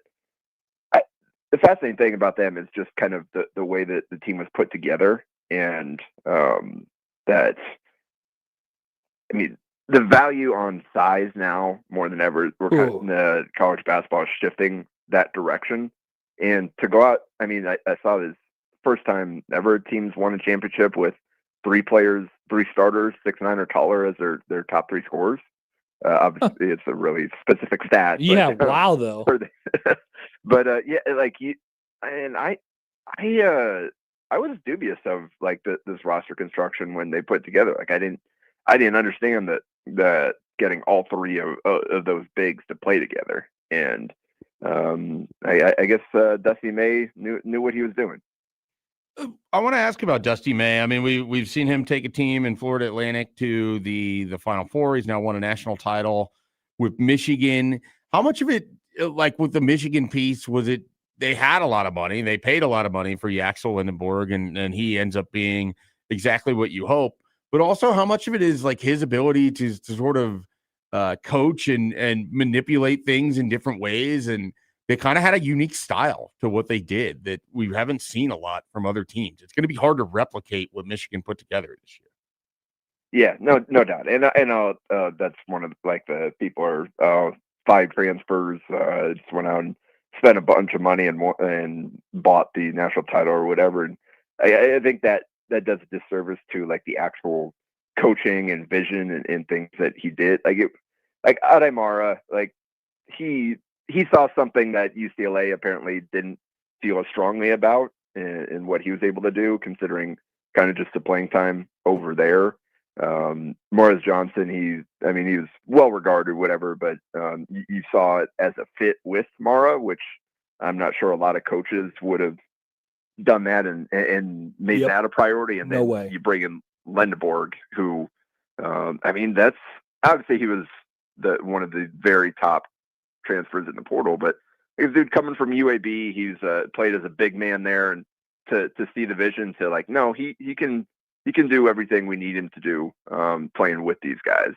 And then obviously within coaching around the strengths and weaknesses of Elliot Cadeau.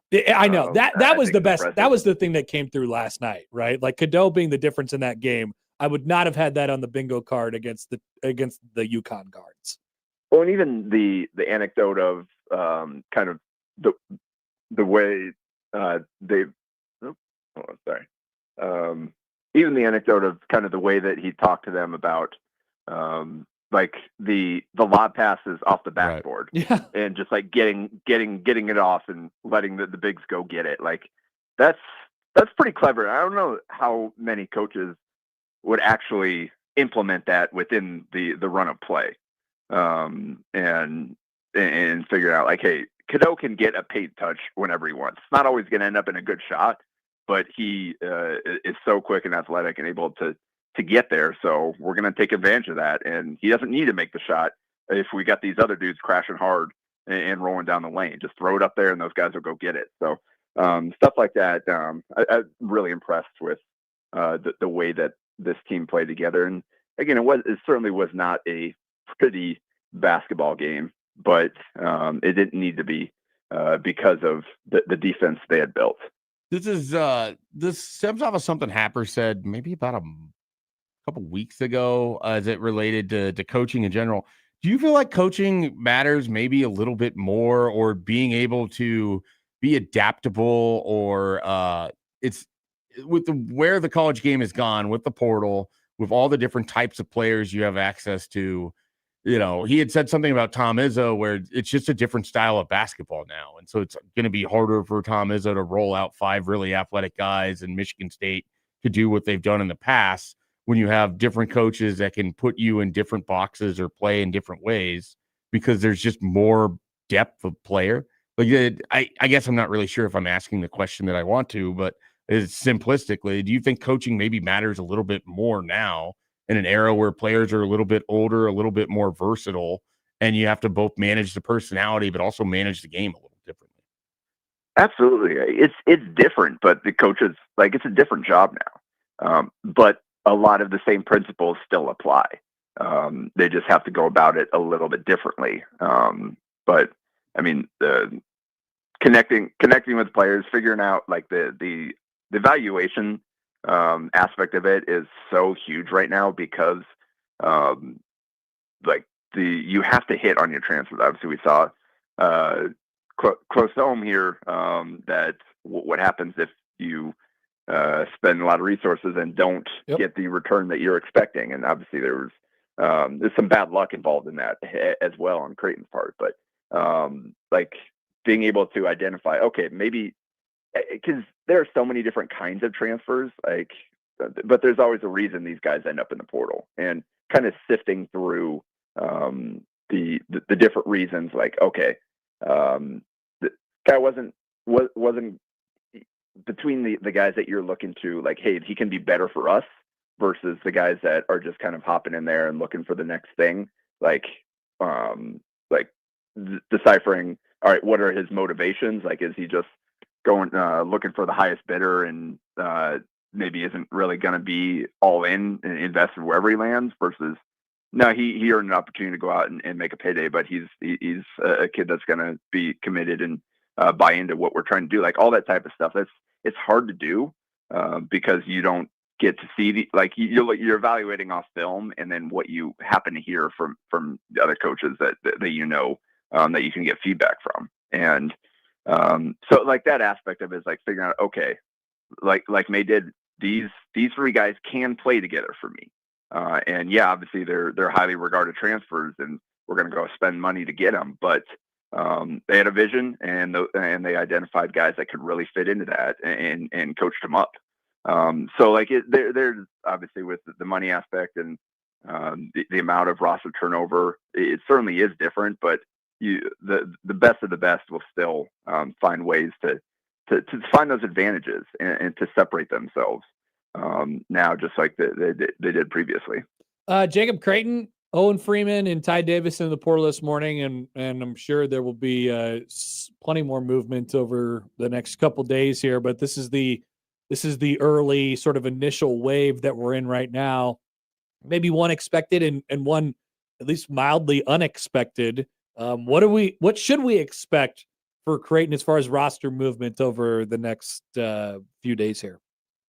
Yeah, no surprise on the Owen Freeman deal. Like, that just needed a fresh start for both sides. It just didn't work. Unfortunately, got hurt before he ever got here, and that was pretty much that. And Creighton can't afford to bet on him bouncing back this year, and he probably feels like he needs to find a fresh start somewhere else where he can rebuild his game and his confidence and everything. We'll see what that ends up being. But as for Ty Davis, not shocking. I think ultimately it came down to I think what he wanted to do. And if he wants to play more than he did this year, then he's going to have to look elsewhere. I think Creighton probably still valued the things that he brought, and he can be he's a great teammate. Yep. He plays hard in practice, does all the little things that you want. He just wasn't ready to play the role they needed for him this year, and no guarantee that he was going to be able to do that going forward. So, nothing shocking so far.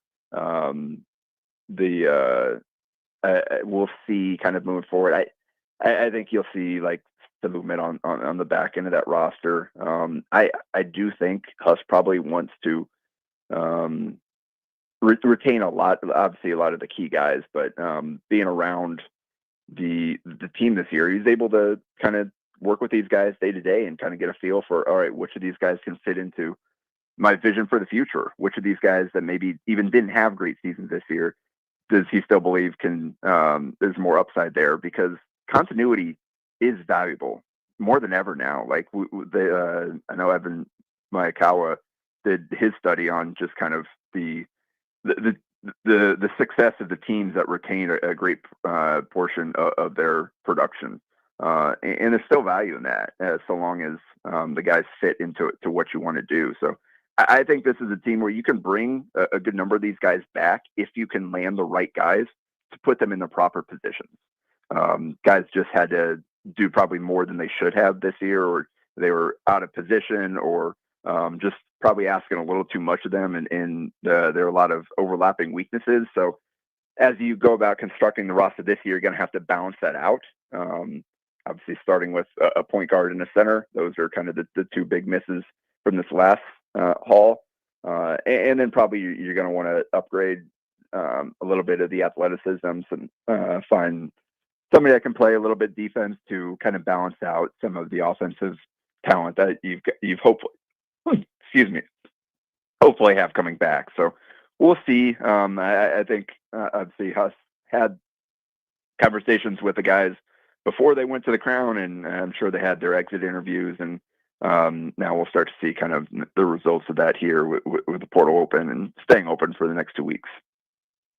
Jacob, you and former guest co-host Mike Sauter are in great position. Is not invited back? Well, he's invited back, Okay. but he's not here today. No, So recent guest co-host, would that be better? Recent guest co-host Mike Sauter would be in great position to talk about this. But of the guys that you watched that played in high school that have gone off to college elsewhere, are now in the portal, guys like Jaden Jackson, the guy from Colorado whose name I keep forgetting, Trayson Anderson. Like guys like that. The Central Missouri guard. I know him more from their school. So, this is great. We're gonna play this game. Who intrigues you? Another one. Yeah, who intrigues you of these guys that are transferring, that played high school ball in Nebraska and potentially end up elsewhere? Like, who are you kind of watching? Where do you think some of the ceiling is for conference-wise, or where some of these players could end up? Yeah, obviously, like Benga Dax, I think the biggest name right now, just because he's the one that has produced at a high major level, and the fact that he's 7 foot, this 7'7" wingspan or whatever it is, like that dude's a little different, a little different than a lot of the guys out there, and so we'll see kind of where he lands. All these other guys, I mean, Jane Jackson's probably not necessarily among the guys looking to transfer up, just looking for a better fit for him. But those other guys are all. We saw Clausen committed to Liberty out of Division II after 2 years there. Was there at Houston's, obviously taking some Division I visits now, and we'll have a chance to do that after being one of the best Division II freshmen in the country. He's a Lincoln Northeast grad. And you mentioned Trayson Anderson also has a chance to hop up to the high major level after a breakout year there at North Dakota State. And so, I mean, they got Dax the biggest name, just for the reasons I said, but Anderson is intriguing. And then I am curious to see kind of where Houston lands and what his future looks like. And it's hard for like to make that leap, but he's really talented. He's just a little small. And that was kind of the knock of him coming out of high school. and why he ended up at the Division II level. But he went down there and absolutely tore it up. He's really athletic, and he can light it up. I'll be curious to see kind of his trajectory looks like the rest of his college career, kind of where he lands, and if kind of how he transitions to that level, and then see kind of what lies beyond that. All right, Jacob, we will let you go. Always appreciate it, man. Great stuff as always. We'll talk to you later.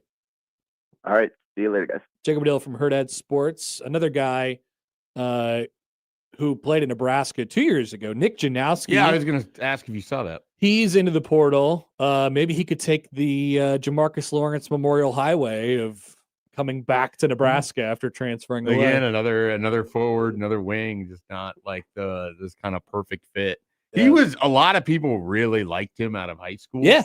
Averaged about 16 points a game this year Right. at St. Thomas. And I tended to think St. Thomas was like a good level for him. I think there's questions about if he could play at this That's the level other thing. consistently. Some guys average a lot of points and then they go up a level and it doesn't work out. And so you got to be careful. I don't mean to disparage the Summit, but it's nowhere near the quality of level that it has been in recent years. Like, they lost all of the best players that it had this past year.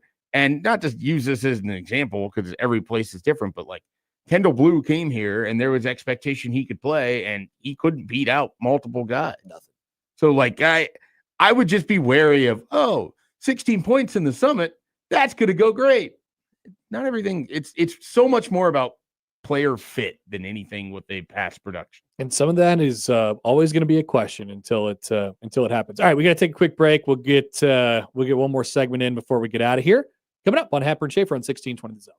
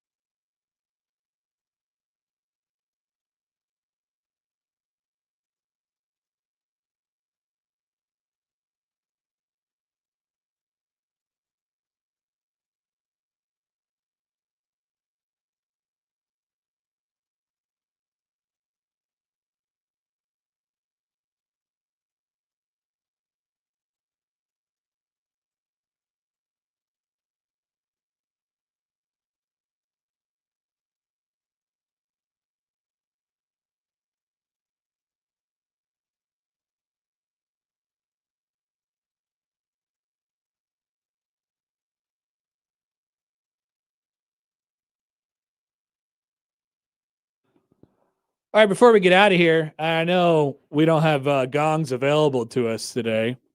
Gong. Potential gong incoming.